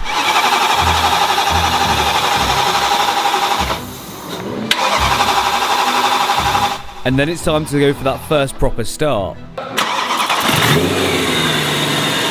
Oh, damn! Goddamn! She sounds good. That shit is Woo!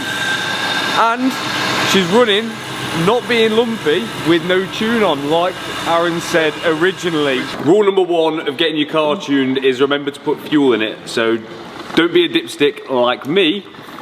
And if you're having your car tuned, go with some 99. Just had to run off and get some fuel.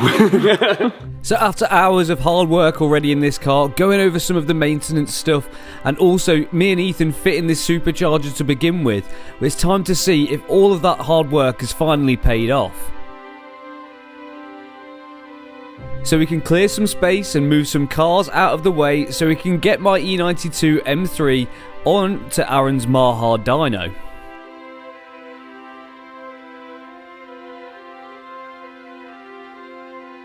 But everything to do with this car so far has been a risk. Buying it in the first place on 120,000 miles with zero history and then fitting a supercharger to it, I really have put my faith in this car.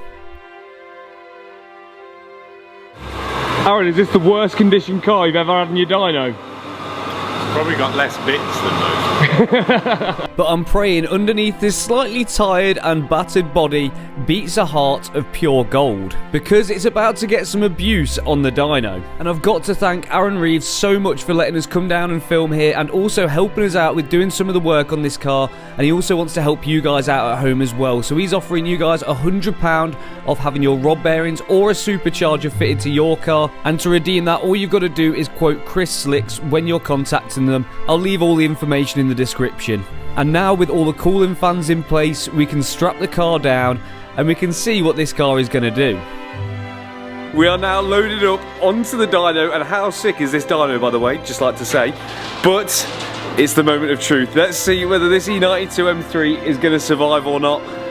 I'm giving it a 50-50 chance at this point. So the first thing to do is flash the bass tune onto the ECU, followed by warming the engine up and the gearbox on the dyno. How are we looking? Good. Just getting it ready to lock. I have no idea what he just said. I know. And now it's finally time for the first run. Here we go, big man. Are you ready? Yeah, man.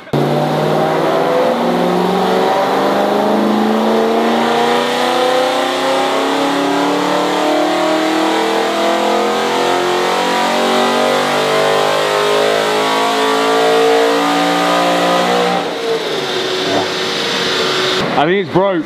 Oh no. You got a misfire on 7 and 8? Oh dear. Same bottle, ignition disabled, 7 and 8. And we're already running into problems. Does a dyno run ever go to plan? Probably not. We've got a misfire on cylinders 7 and 8. It does look dirty, that. And it was the same faults that we had before when we had the broken coil pack, but this time on the other bank. But we've already changed over all the coil packs. So we're praying just tightening up the earth does the job and makes this car run right. but let's find out.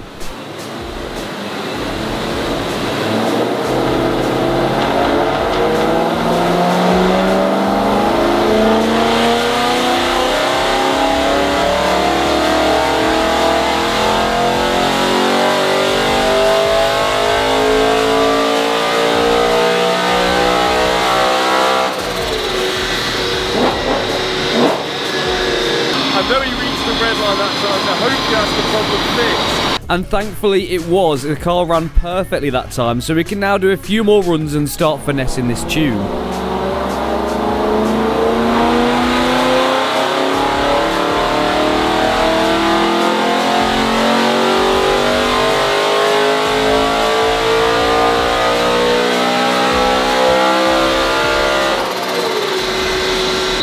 That's the base map. Has she got more? Yeah, A should lot. do. Because of this is the older red injectors, obviously they have a latency of how far they'll go. I'd expect this to do just over 600 on this pulley as well. Over 600 in a E92 M3, that's a beast. Are you jealousy? No. I'm coming for you. This car is now a beast, but I think we've got one more run left in it.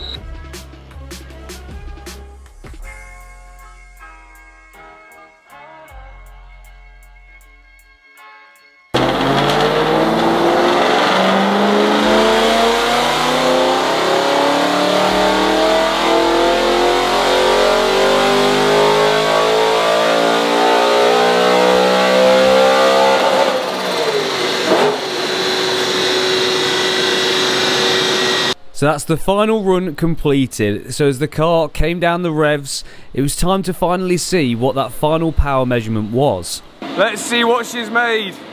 Oh, damn! 612. Oh, 612 horsepower. What a car. What a car. Could you ask for much more out of an M3? That is sick. There is one thing which we need to do with this though, before we finish this video. Yeah, what we're doing? Send it!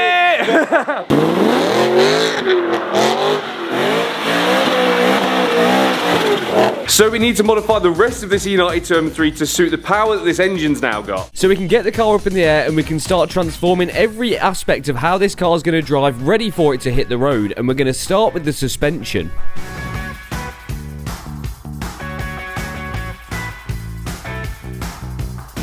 Now, because we're going to be doing a lot more than just changing out the standard suspension on this car, that means we're going to have to remove the brakes and the hubs as well.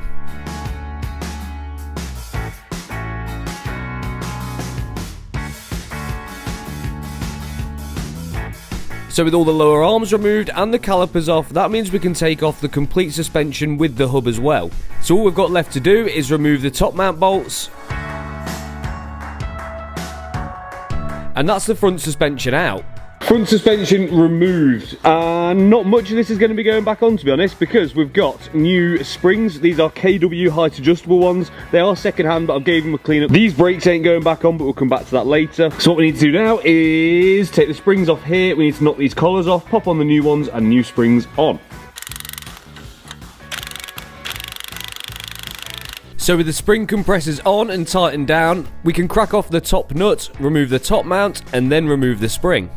Now we're going to be keeping the standard shocks because I want to retain the EDC, the electronic dampening control. So that means that all we've got to do now is take the standard shock out of this old hub and then fit it into the new one. So we're ready now to fit the new springs onto the shocks, but there's something else that we've got to do. Because we have got new hubs. There was nothing wrong with the old ones, but these ones are going to allow us to run a much cooler brake setup than what the car originally has. So we're going to swap to these. These are off a M2, I think, but the M2, 3 and 4 are all the same. So these are going to go on the car, then we can line up where we need the collars and then fit up the suspension.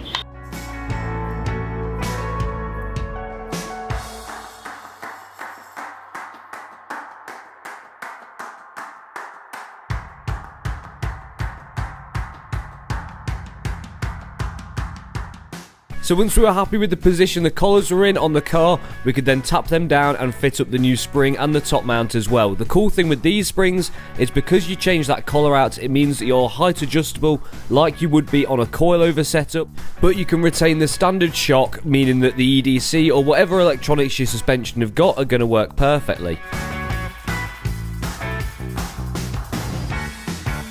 So whilst I nipped out to grab some parts, Ethan started to crack on with the rear. Alright then guys, Chris has left me, so I'm just tackling the rear suspension by myself. So yeah, all the bottom arms are off. I'm just going to undo the level sensor now so we can allow for the spring to come out and get the new coilovers in. Well, not coilover, but lowering springs. So yeah, all having fun. And he got that corner absolutely smashed out, but when I got back I decided to crack on with the other corner and it didn't go quite so well. How's it going, man? Well, not so good. We've got 3 corners done, and this is the last one, but Ethan reckons that these bolts here for the lower shock bolt are really prone to snapping, and this one feels like it's going to snap. Yeah, it's not feeling great. So I've doused it in everything I can. All it needs now is brute force. And we took some weight off it with the jack as well. We have. Yeah, it just needs a bit of brute force until something happens now. It may Something's got to give. Something's got to give. It's probably going to be me. What we're going to do, Ethan, because there is a bit of a problem here, because the X3 currently has no door, no bonnet, no protection for any of the air intake system, no protection for any electricals. We're due a 95% chance of a thunderstorm tomorrow, so that means there's going to be a big fat storm. I've got a car cover I could put over it, but I don't think that's going to survive a thunderstorm, is it? So we need to be able to move this. It's not good. I don't know. There she goes.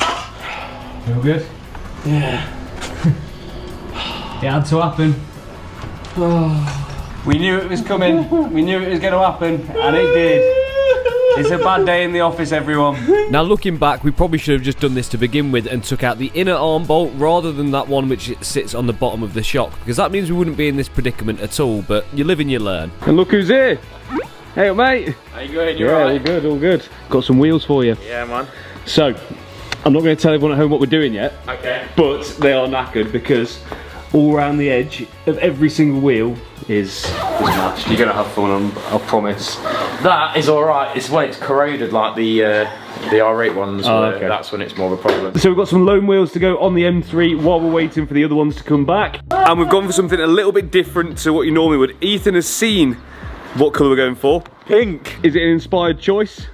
Yes. Do you like it? Yeah, I like it. It's a bit different though. Different. Pink's different, isn't it? You'll see what I've gone for by the end of the video, but I think you'll like it. So the front suspension is now on, and so is the rear. Now we have still got the snap bolt to deal with under there, but it'll be fine for now, just moving it in and out the garage like we need to. But it does mean I'm gonna have to order a replacement lower arm to fix that. I probably should have just done the inner bolt instead of the outer. It is what it is, whatever.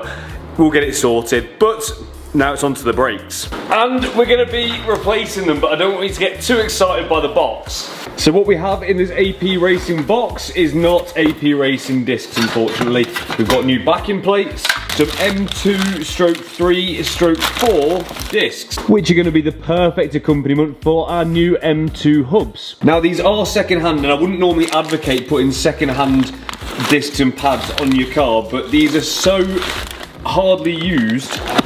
Well, you'll see when I'm putting them on that, honestly, they're pretty much brand new. It's not worth replacing them. I paid £1,500 for the discs, the pads, the calipers, and the hubs on the front as well, which I think is a pretty good price. And the bloke I bought them off said the car that these discs and pads had come off had done like 200 or 300 miles before he upgraded for the AP brakes. So not only are these going to look better because they're bigger and the calipers nicer looking, which we'll see shortly, they're also going to perform much better as well because they're a 4-piston caliper instead. So the first thing we can do to fit up these new brakes is actually change this backing plate because we have a much nicer condition one to go on.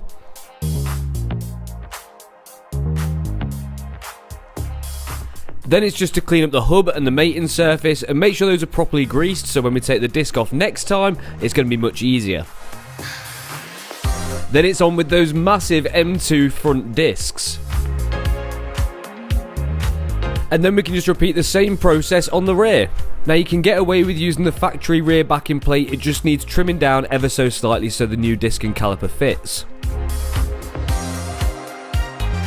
Okay, so the discs are on and now we need some calipers to go around them, and obviously I'm going to be fitting M4 calipers, but I've done something a bit different with them. And that's because the factory blue colour won't quite cut it. So I got my mate Callum to paint them silver at first. Which looks alright, but it's not what I'm after. But that's okay, because this is just a base coat, then we can start laying down some tint.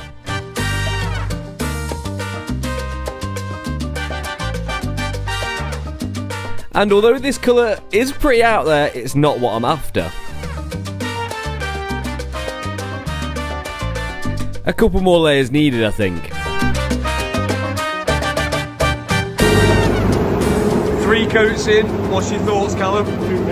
Too thick still. We're going to go for some more. Okay, let's do it. And the reason why they look pink is because this is a candy red. It means because we had to paint them silver first, it takes multiple layers of colour to build up that really nice, deep, rich red. I bet you thought I'd lost my mind at first and they were going pink. Well, not quite, but take a look at the final product. How nice does that look? Now, normally I'm not a red caliper sort of person, but I think red is the perfect accent. Well, the right red is with this paintwork, because it's that individual colour, it's ruby black. It's got a red sparkle in it, which I think will tie in really nicely with these calipers. And some of you are going to be thinking, oh my god, you've not put the logo on. Well, I'm going to, I've just not painted it in because, well, I'm not 100% sure what I want on these yet. So we can now fit up these new front calipers using the original bolts and bolt holes in the factory hub. For now, how good do these calipers look? Spicy. There is a whole lot more we need to do to turn this in what I described as my dream fast road car. Now, fast road to me means obviously the car's got to be fast, which we've dealt with. It's got to handle well and brake well, which we've dealt with. But it's got to be usable as a road car. So that means I want to pay some attention to the interior. Yes, it's alright in it. It's not bad at all. I think for the age of the car, it's over 10 years old now. It still looks pretty decent. The condition of the interior is decent. The trim spec and everything I think has aged really well. But there is a few things in here which we need to make better, I think. Because for me, I really like my cars to have Apple CarPlay, to have your maps on the screen right there and all your music super easily accessible. I think it's super important to make a car usable or more usable in the modern world. And luckily there's a great option for this car. I've picked up this from Lions Deals. This is a complete replacement screen for the E92 M3. They do a bunch of other ones too, so check on there if they do one for your car. But this is a complete replacement unit, so that means that we get a nice new screen and a little computer in there which makes all the Apple CarPlay stuff work. We've got to put in the new harness and maybe some new accessories to match. But that's not the only thing we're going to be doing to the interior, but let's get this in first. So I can start by pulling out the original screen. And also all the trims that are going to get in the way of me removing the radio. And we can remove the main harness and then replace it with the adapter harness, which is going to be needed to run this new screen. And then run all of the wires I need before we bolt everything up. But if you do want to grab one of these for yourself, the link is going to be in the description. As I say, there's other makes and models which are available too, and there's going to be a discount code down there for you as well.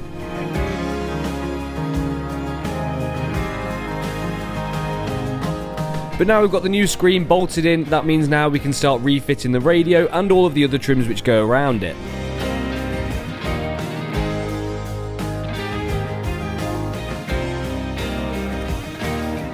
Boom, there we go. Apple CarPlay unit installed, looking fresh and lovely and all working a treat. It works with the iDrive controller. And for the wires, we've got the aux in which goes in here and also the USB which runs here. So nice, clean, tidy install. But we're not done with the interior just yet. There's one more thing I don't like about it. And that's the armchairs that they've used for seats. They're not really bucket seats. They're not very sporty in my mind. They're pretty comfy, but I don't really want comfy. I want something that's going to hold me tight when I'm going down the country lanes in it. So I've got something to replace these with. But first, let's get these ones out.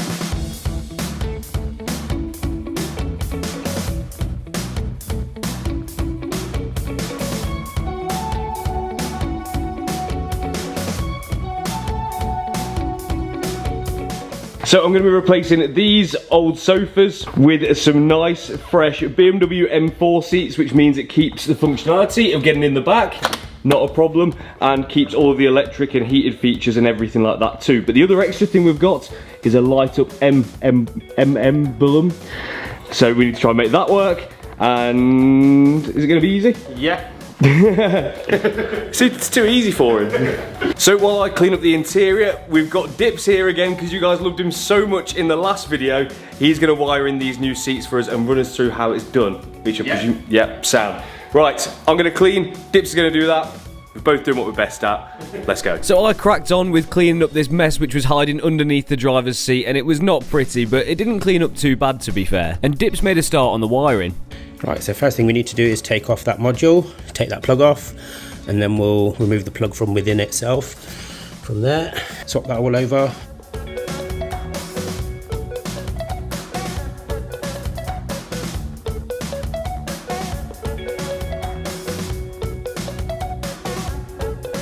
So that's the module, got that removed from the original seat.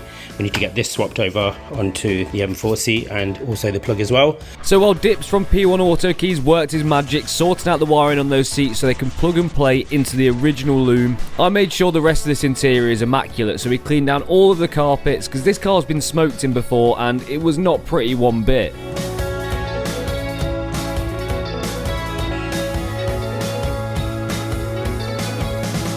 And after giving the carpets a spray down and a scrub and giving them a wipe over, they were looking a lot better, but the leather needed some care. So using this Geon strong leather cleaning set, I went about cleaning the rear seats, the door cards, the armrest and the steering wheel.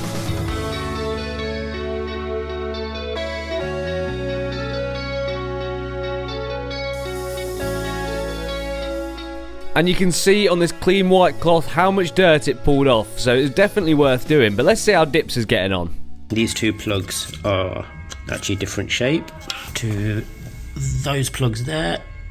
So what we need to do is get these plugs off here and repin them into that wiring. So for the seat light, the M light that's on the seats, we've put a nice plug on there as well.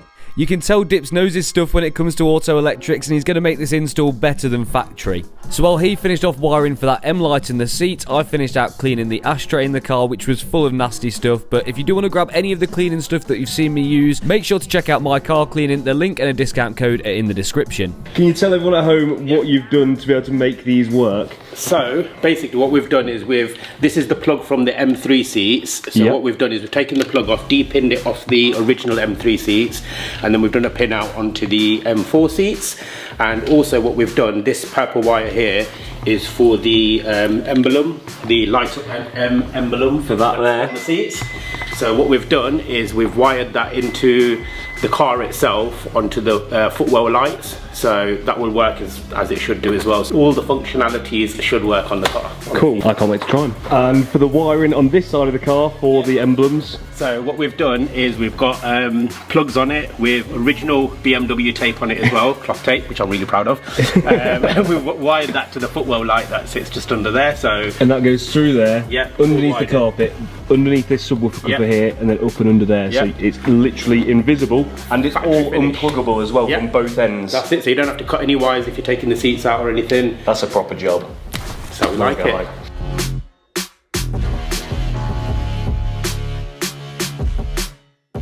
So with all of the wiring and the cleaning done, these nice new M4 seats can go in, and you can tell already they're going to look wicked. I think I managed to pick up a bit of a bargain on these. They came out of a 30,000 mile car and I paid £950 for the pair.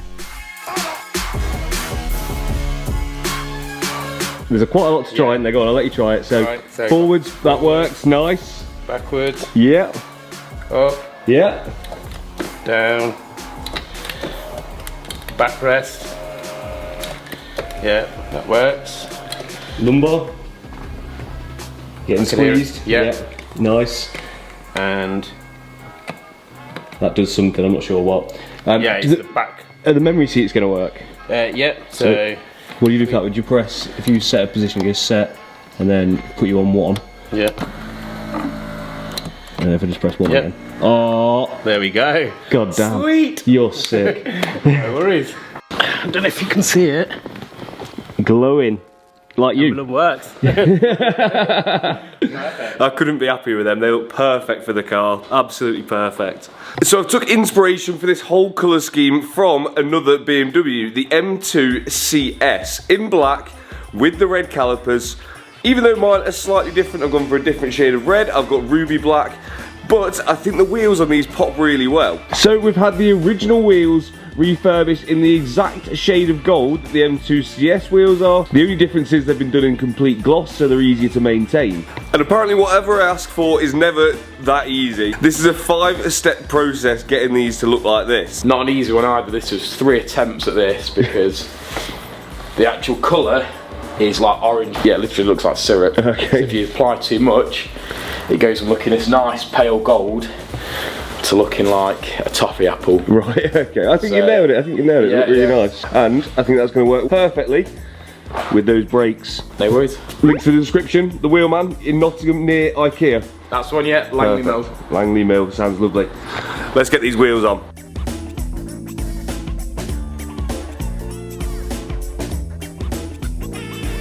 And I very nearly forgot there's one more thing to do. It is a nice easy one. We've got brand new floor mats to go in, which I know is something very small, but it makes all the difference.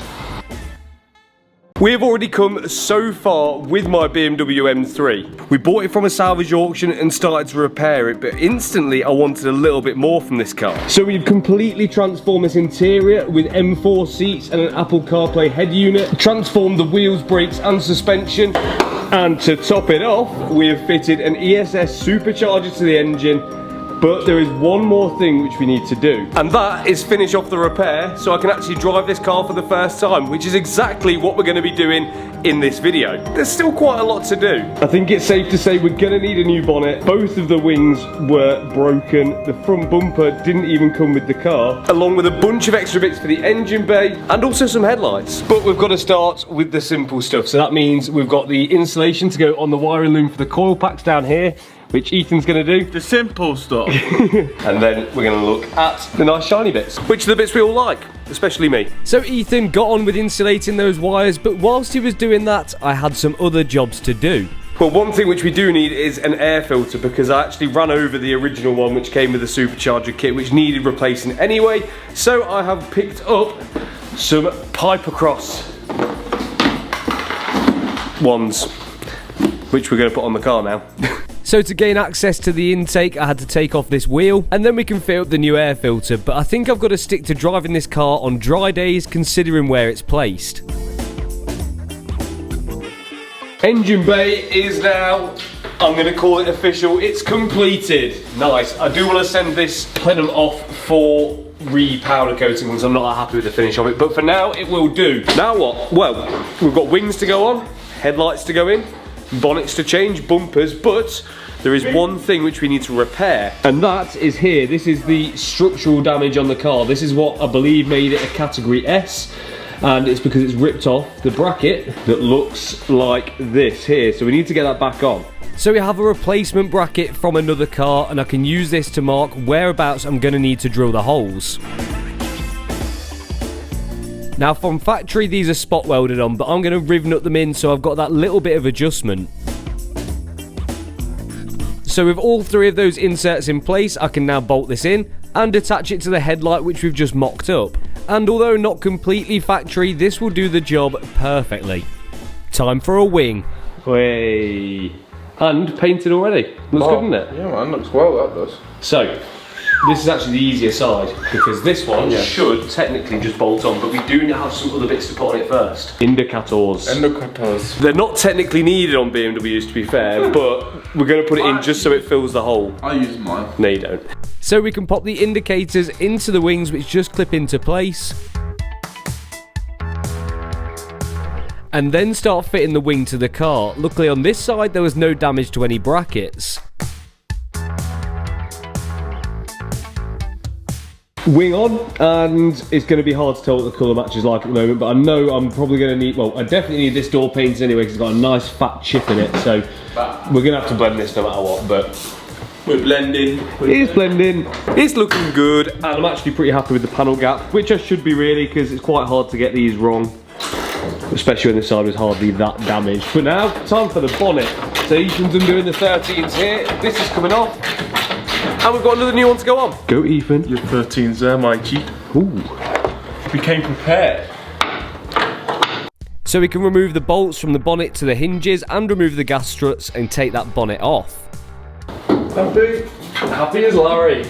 But you dented my bonnet. Now we could just slap a new bonnet onto these hinges, but chances are it will never line up quite right ever again. So we've got some new bonnet hinges, one for each side, just to make sure there's going to be no problemos. Snaps. Snaps. Action. But as always, it was going way too well and we had to run into a problem. Why do cars hate me? Should we show the viewers what's the issue? Yeah. This is getting painful. I'm going to hand you over to Ethan because I'm just going to go cry in a corner for a second. Ethan. So, we've ran into a little bit of a problem. I've literally just lifted this off here, looked to the bottom, compared to that bottom, and it's very, very different. They're very different from every angle, look. Yeah, even the top. They're not the same hinge. Why? Just doing a check on what they're for. Ah, don't they look familiar? Yep, that's what they're for. Well, I've already changed these ones, so what do I do with them? Right, well, we're trying to do everything right, but now let's try the half-arse way and see if it's going to fit with the old hinges, because, well, we may as well. No reason not to, is there? I think it'll work. You reckon? I'm very confident. I know there wasn't much damage up there, but the slightest twist can really mess things up. There's only one way to find out, I guess. Yeah, man. Let's try it. Yeah, let's give it a shot. It's not. So we try fitting up the new bonnet on the old hinges, but it just doesn't quite want to line up right. It's not going to sit exactly where we want it. These hinges, I don't think they're going to cut the mustard. It's not going to sit quite right, so I'd rather it be as good as it can be, and these hinges ain't going to allow that. So I've ordered some new ones. They should be here tomorrow, and hopefully I can get them on and it fits perfectly. But there is still more we can do, luckily. Because there's still more of the front end which needs completing, so we can pop in the passenger side headlight for the final time and get that plugged and bolted in. Headlights are in. Looking nice. There's only one thing left to do, because we all know how awkward headlights can be, and Ethan sold me these, so if they're wrong, I want my money back. What money? Let's have a look. That one on? Think a refund's in order. Why is that one not on? Try it with the key. Hey! Oh.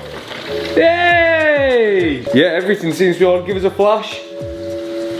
Yeah. What you got? Zen on? Indicator. Check the other side. Yeah. You got Zen on, man. Is that a good thing? Yeah, I told you too cheap. God damn. God damn! At least they work. Big up. Mikey. Nice.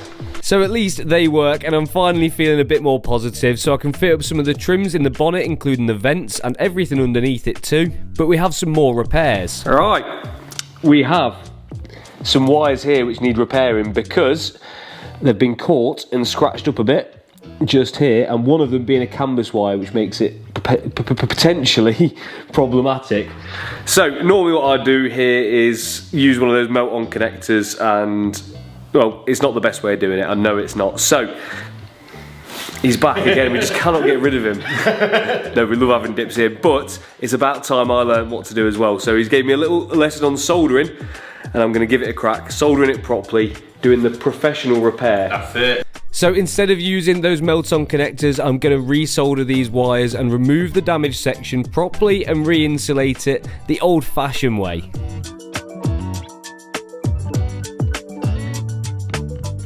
So with the master on the job, Dips from P1 Auto Keys taught me through exactly what to do and how to do it, and even though it took a bit longer than if he was doing it, we did get there in the end. And whilst we're in this area, it was time to replace the drop links too, so I had some brand new ones from BMW and I can bolt those straight up.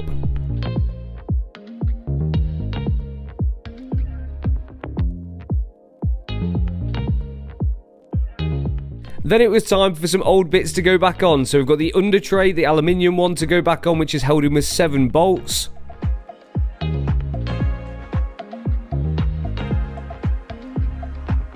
And because we managed to repair that damaged bracket, I can bolt the driver's side wing onto the car too.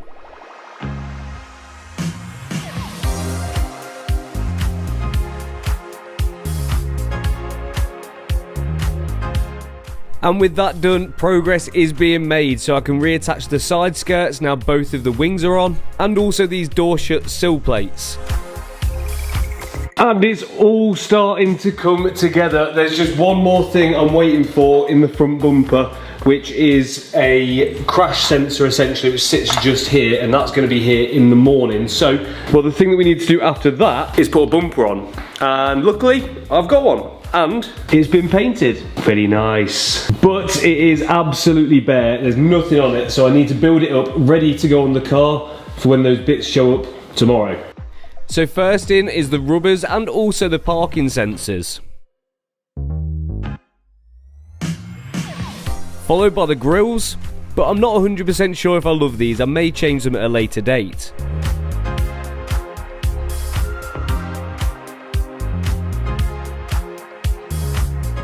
And that is looking smart, but there's one other part I want to keep looking smart for longer, which is the wheels. So whilst these were removed from the car, we gave them a good clean down and also protected them with a ceramic coating. And then it was time for the front badge, which is a real finishing touch on the front end. But now it is the next day, meaning the new bonnet hinges are here, so very quickly we can get these fitted up and look at our paddle gaps to get those right. And we're finally getting somewhere. So, bonnet is on. There we go, and boom. Nice. Nice. And it is finally time for the bumper. So I've changed all the clips and bolts for nice new ones. Let's get it on. So nice and simply, we can now plug in all of the parking sensors and pop this into place, even if my mate is just waving his arse in the camera.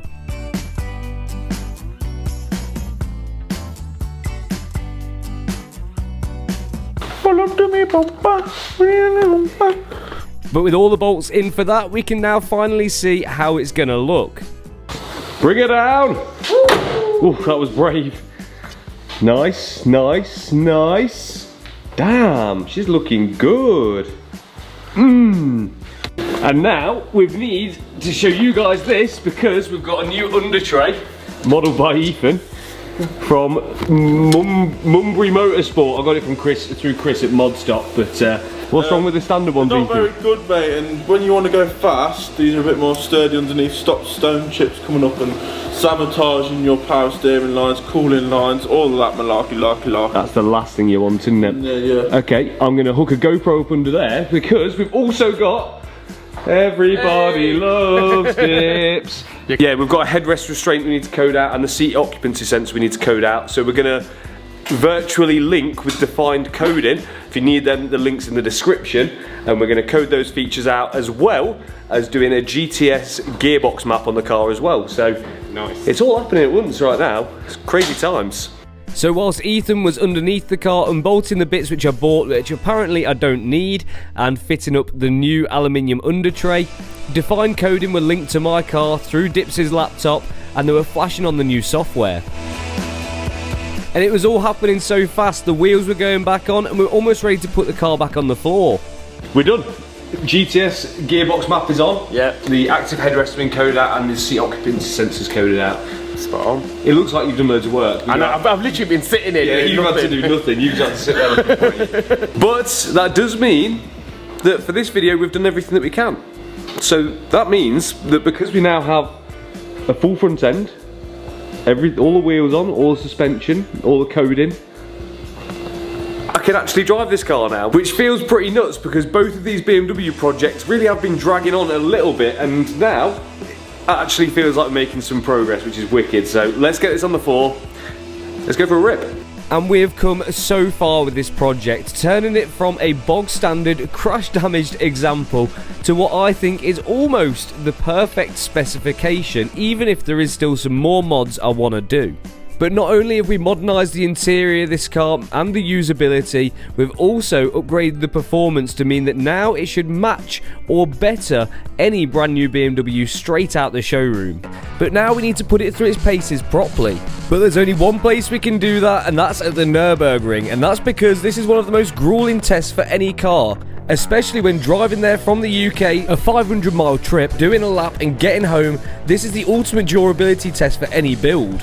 Especially when we take into account my luck. I've been here 3 times before and not once have I managed to make it there, do a lap and get back without breaking down. That sounds good. The first time with Matt in his E46 M3 when we got stranded at the side of the track and had to get recovered off.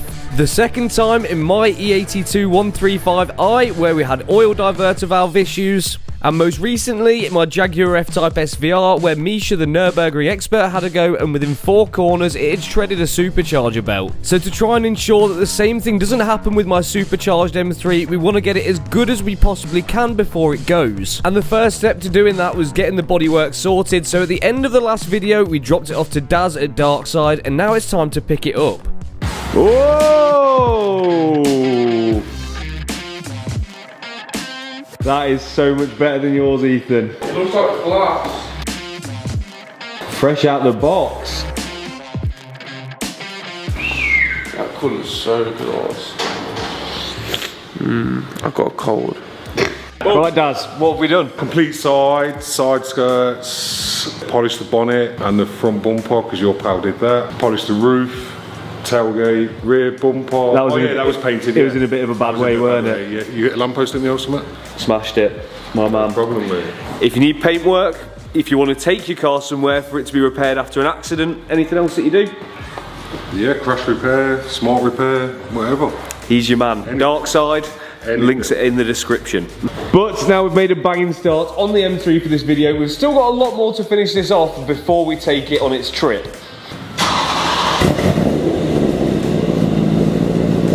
But now we've got the bodywork done on this car, there's still lots more work to do in order to get it absolutely finished. Which is why we've come to Wheel Mania. Now I am very happy with the wheels on these cars, they're genuine competition wheels and we've refurbished them in the gold of the M2 CS wheels. But there is one thing which isn't right about them. And that is the spacing. These wheels just don't quite fill the arches out properly.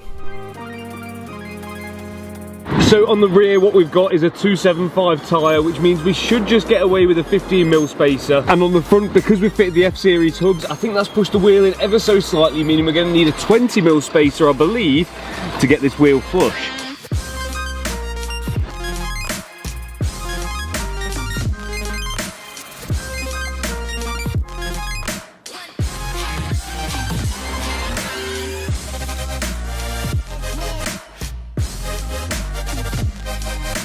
And that is looking so much better, and I've got to thank the guys at Wheel Mania. If you ever need wheels, tyres, spacers, anything like that, anything wheel related, they are the guys to go to. But we've still got so much more to do on this car. So we've now got the spacers fitted on the front and the back, and the fitment's looking a lot better. Now it's time to turn our attention to the interior, and I'm about to get finessed by Mr. Wheel Finesse himself. Yes. And we have got some stuff about to go down. So we have got a new steering wheel cover going on, an Alcantara one, with a red, what do you call that, the GTS style? Yeah, CS marker. CS marker, you know, okay. Inspired. Yeah, so that's that in there, red to match the calipers. Then we've got red stitch on the Alcantara dash cover to match the calipers. And then M Sport stitching on the wheel to go with the original spec. Do you reckon it's going to look good? I hope so. Yeah. We're back again, so. And we have got something else actually to do on the steering wheel, but we'll do this first, shall we? Yeah, let's do this. Let's go. Wicked. So to add a touch of luxury to the interior, we've got this Alcantara dash cover to go on. Now, don't worry, I know the first thing that springs to mind is the airbag in the dash. Is this still going to be safe? And the answer is absolutely yes. There is an area where the dashboard airbag goes where in the cover it's got kind of perforations which make it easy to rip, meaning that the airbag will still deploy properly. And while they are doing that, let's get on with some of this. We've bought all of this stuff from Carbon Factory, and take a guess what it is. I'm not going to give you any prizes. But before we fit any of that stuff, I've got to get something off first. So the first thing I need to do is remove the factory spoiler using a bit of heat to soften up the glue and then taking off all of the old residue.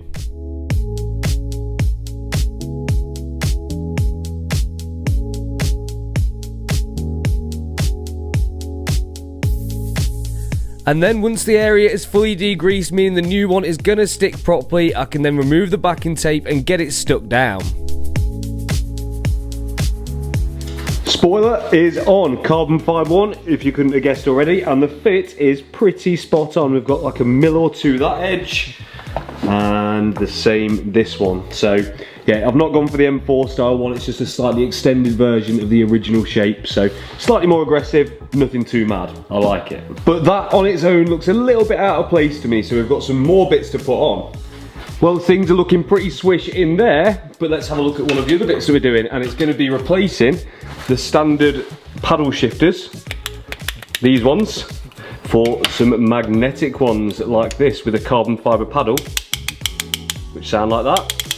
New ones, old ones. There's a few various different shapes you can get, but I've gone for kind of the most aggressive one because I'm a yob. So before the wheel cover goes on, we can fit the new paddles up. Yes. If you're racing anyone, you'll be able to hear me changing gear. Sick. No, that's nice. Yeah, it man. makes a difference, doesn't it? And can you see it from it? I'll tell you what, we'll show everyone when the new cover's on. Yeah, exactly. Yeah. So next up on the inside is the steering wheel cover, but whilst those guys are fitting that, I'm going to fit up the new carbon diffuser to the rear bumper.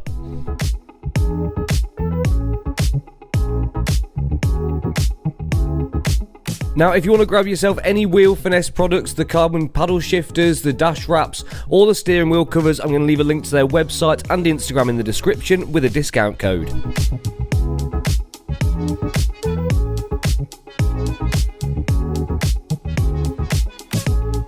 And here we go, the interior is looking, woo, transformed. So we've got an Alcantara wheel, M-stitch, red CS centre marker, carbon magnetic shifters, and a beautiful Alcantara dashboard.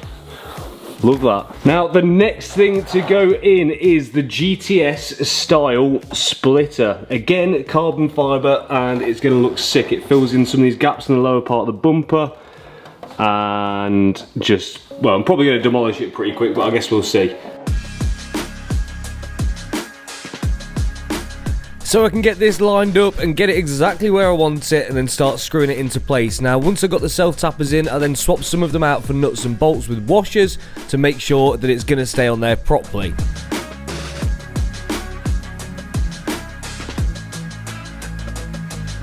We've got the splitter on, we've got the spoiler and the rear diffuser on, so there's one more piece left. And that's going to be the side skirts.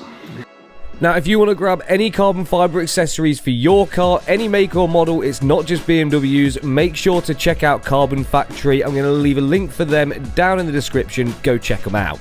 Right, next job, now we've got the spacing sorted on the car, is making sure this car actually drives properly in a straight line. So that means getting an alignment done on the car, but there's kind of two standards to doing this. You can take it to your normal four-wheel alignment place and they'll do a job, or you can come down here to Alamy Motorsport, if I pronounced it right, and they are going to set it up to the exact minute, is that right? Yep. To the perfection level to make sure that this car drives as good as it now looks.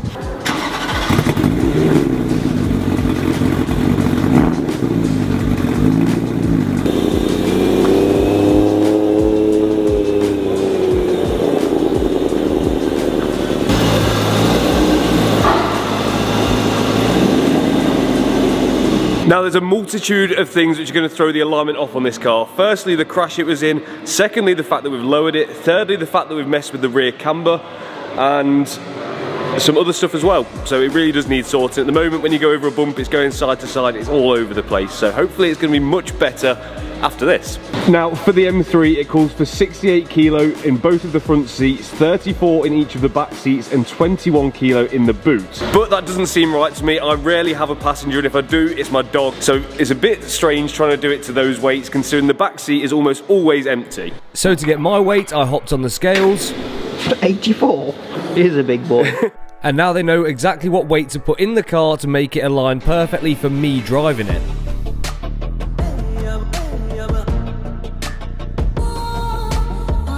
And as you can see on these screens, the alignment is way out and all over the place. No wonder the car drives terribly.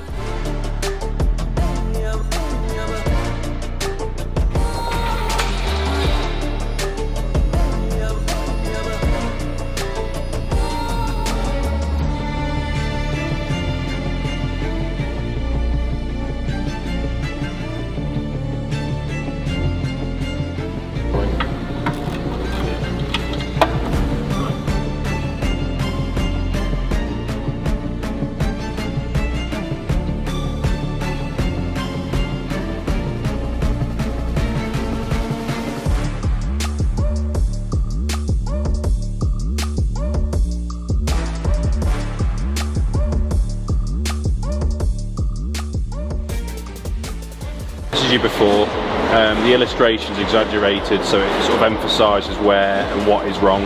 Camber is over spec, and towing is huge, so it makes it all look a bit wonky. Okay. Now, how we haven't gone to a factory spec, so the illustration's not going to look perfect. Tow is in spec, within the factory, you know, thereabouts, but we've gone for 7 minutes bang on. And we are 159 on the camber, which is a minute under 2 degrees. But I've kept the back with a bit of extra tow in the back because you've got the camber. The camber is going to allow the sort of car to roll onto the tyre. It's going to allow it to sort of brake a little bit, be a bit more fun, but the tow is going to allow it to come back, so you have the stability. Okay. So bit of extra camber to make the back end a bit more lively, but the extra tow just to sort of help to straighten it back up, so when it goes it's quite drivable. Yep. You will be able to pull that back. Rear camber exactly the same. Nice. Rear tow exactly the same. Nice. And what we can adjust at the front, which is a tow, exactly the same. Beautiful. And that is what's going to make this car that little bit better than before it was crashed, definitely, along with all the other things that we've done to it. Looking forward to having a go now.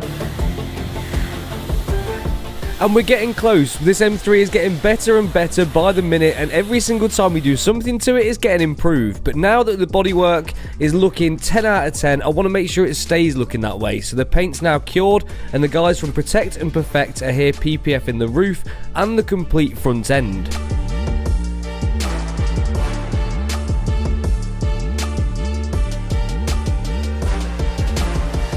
So now that the paintwork is protected, there's one last bit of paint which needs sorting, which was on the plenum, because when we got it originally, it was painted in gloss black and it wasn't looking the best, so I've took it down to the wheelman in Langley Mill, who has repowder coated it in satin black, and although the casting of the metal isn't the best, so there is some limitations, it looks so much better, and with the ESS tuning logo sanded, so it's in like a brush metal effect, it looks exactly how it should.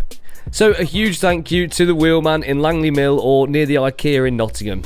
Right, the M3 is, I think, just about ready for the road trip, but we have one final finishing touch, and it involves this badge. So we can remove the old M3 badge, remove the old adhesive as well, and this is what I've got, M3 CS, Contactchrisslix. Yep. Peel that tape, Bailey. Fail! It's quite sticky though, isn't it?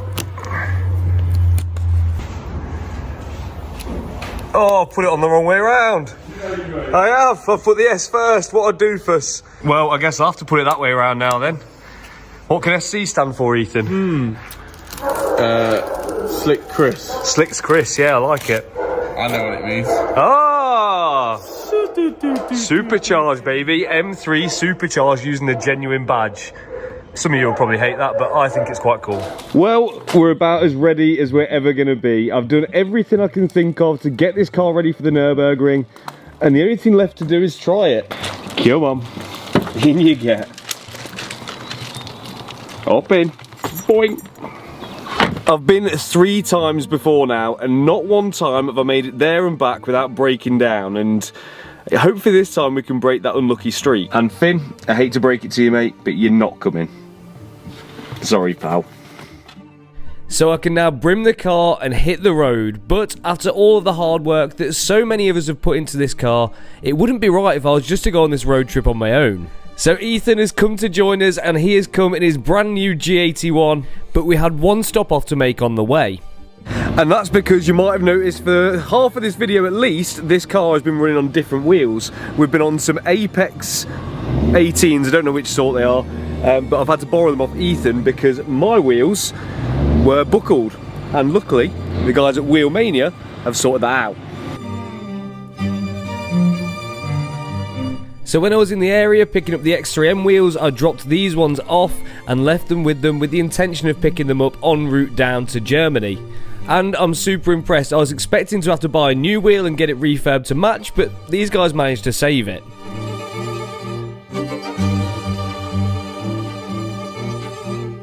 Wheels and tyres sorted. We've now got Michelin Pilot Sport 4S's back on rather than Nankang AR1s, because we know what happens when you drive with AR1s with a rear wheel drive car in the wet. But now, back on the road. So we set off down to Dover to get the ferry from the UK over to France, and everything at this moment in time was feeling pretty good. Also, one more thing, I'm going to reset my MPG. Currently it's on 18.4. I want to see what this car does over this entire trip, and we'll check back on that at the end.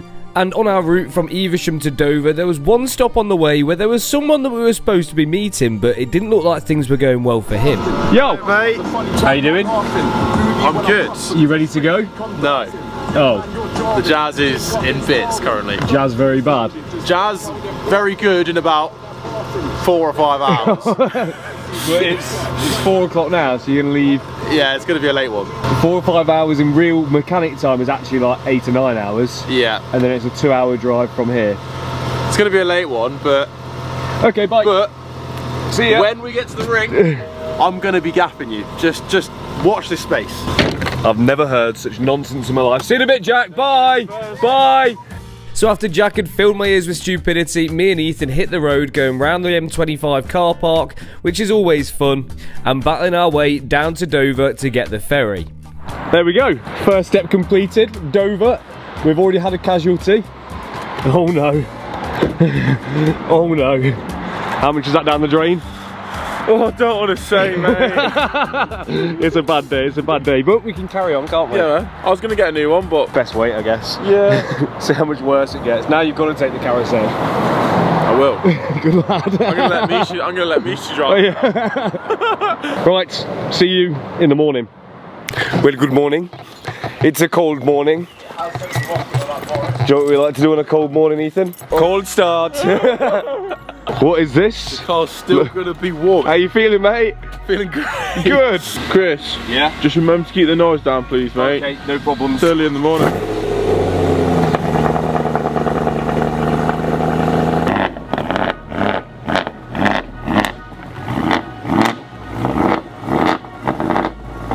Neighbours.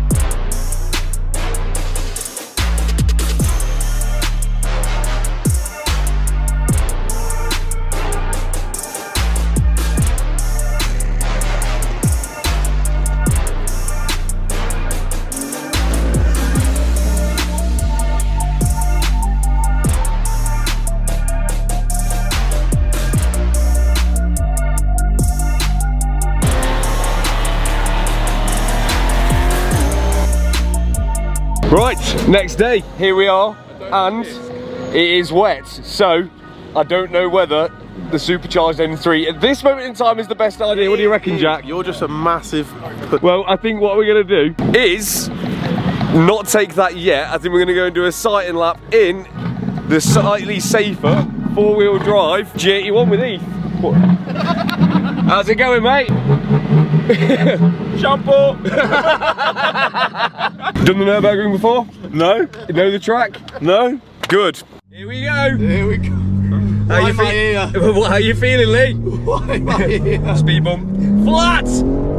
Yeah, boy! Flat, flat, flat, flat, flat, flat, flat, flat, flat, flat, flat, flat, Oh my flat, God, be flat, careful. flat. Okay, now let off. Alright, be careful, man. You can't drift us, you're not that good. Oh, No, I'm sorry. I didn't mean it. I'm driving the better drift. And another really sharp left after this right. this is where everyone bins in then. It's a left and right. longer corner than you think. There you Yeah. go. There you Oh, go. there you go. There you go.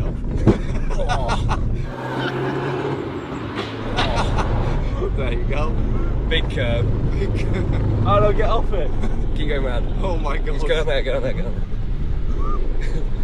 Ethan crashed his G81 at the Nürburgring. Come on, let's not do that. We did warn him, we said everyone crashes here. Yeah. No damage though, we're good. Hopefully not. So after Ethan had got away lightly but demonstrated the dangers of the Nürburgring in the wet, it's now time for my supercharged M3. But as always, things take a turn for the worse. My luck is incredible. Once I was ready to go out, the track looked like this, and the Nürburgring official page posted this saying that the track is shut. Who would have predicted it? Who would have predicted that the track would be shut because of snow in April? So me and Ethan had to try and kill some time and wait for the snow to clear up. Because if we went home now, this whole trip would have been a waste of time. What's that, Chris? Loads better than mine. Ah, hello there. So much better than yours. But even the next day, the snow kept on coming and the track still wasn't open.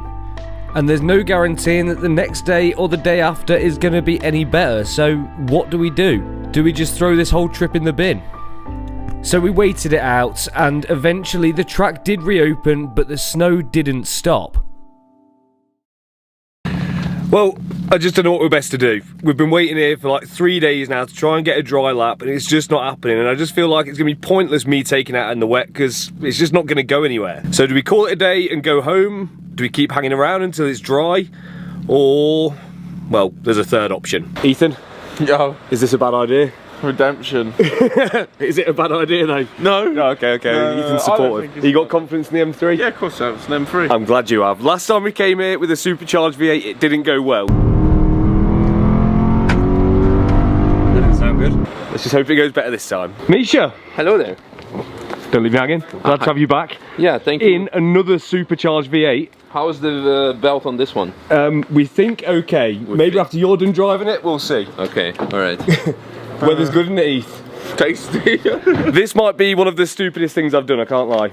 Ah, but you're on okay tires, right? We're on Pilot Sport 4S's. We've got upgraded brakes, got M4 brakes on the front, on the back, lowering springs, and 600 horsepower and rear wheel drive. M4 seats. DCT, it's easy. Yeah, DCT, yeah. Well, this is just stupid. Let's go. Are you nervous? I am quite. I'm a little bit apprehensive. My drive yesterday. Look at his little smug face. That's a face of this is not coming home today. No, I know. I'm a little bit scared. I've never seen. I wouldn't even take this car out in this weather. I can't lie. Misha's confident. But he's not just confident. He's already got the traction control off. He's a nut job.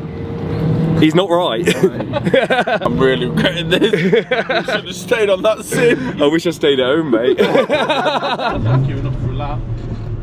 Surprisingly enough, it's still open. Ethan's in the back, Misha's in the driver's seat because I am too wet to drive this car on here in the snow. Oh my god. This is, please don't break her, I do want to go home today. Me too.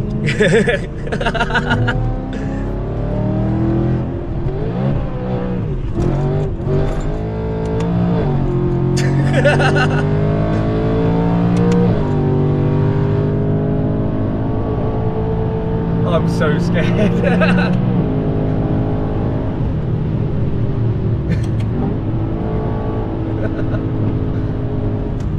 We're going for wet lines now. Yep. Yeah. Whoa! But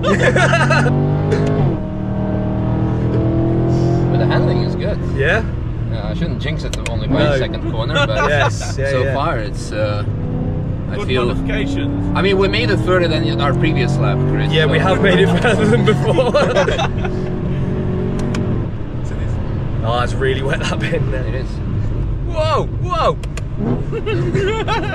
He's playing with you. He is, isn't he? I know what he's doing. I can see what he's doing. Front is gliding away. Yeah. So a bit of understeering corners. Okay.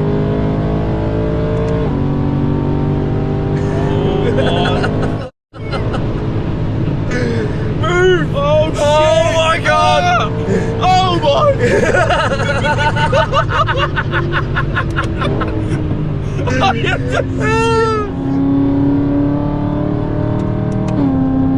Here we go. I know there's no option but take it with Misha. You can't even tell him otherwise. Yeah. Hey! Boy, you're out living when you want to go faster. What do you think to the power delivery, Misha? It's very good. It's very linear. So it's. It fits the car, don't it? Definitely. Sounds mega. It sounds so It's good. amazing. Really good sound. Ethan, are you pooped? Yeah. I let one out there. Got a bit scared. Oh!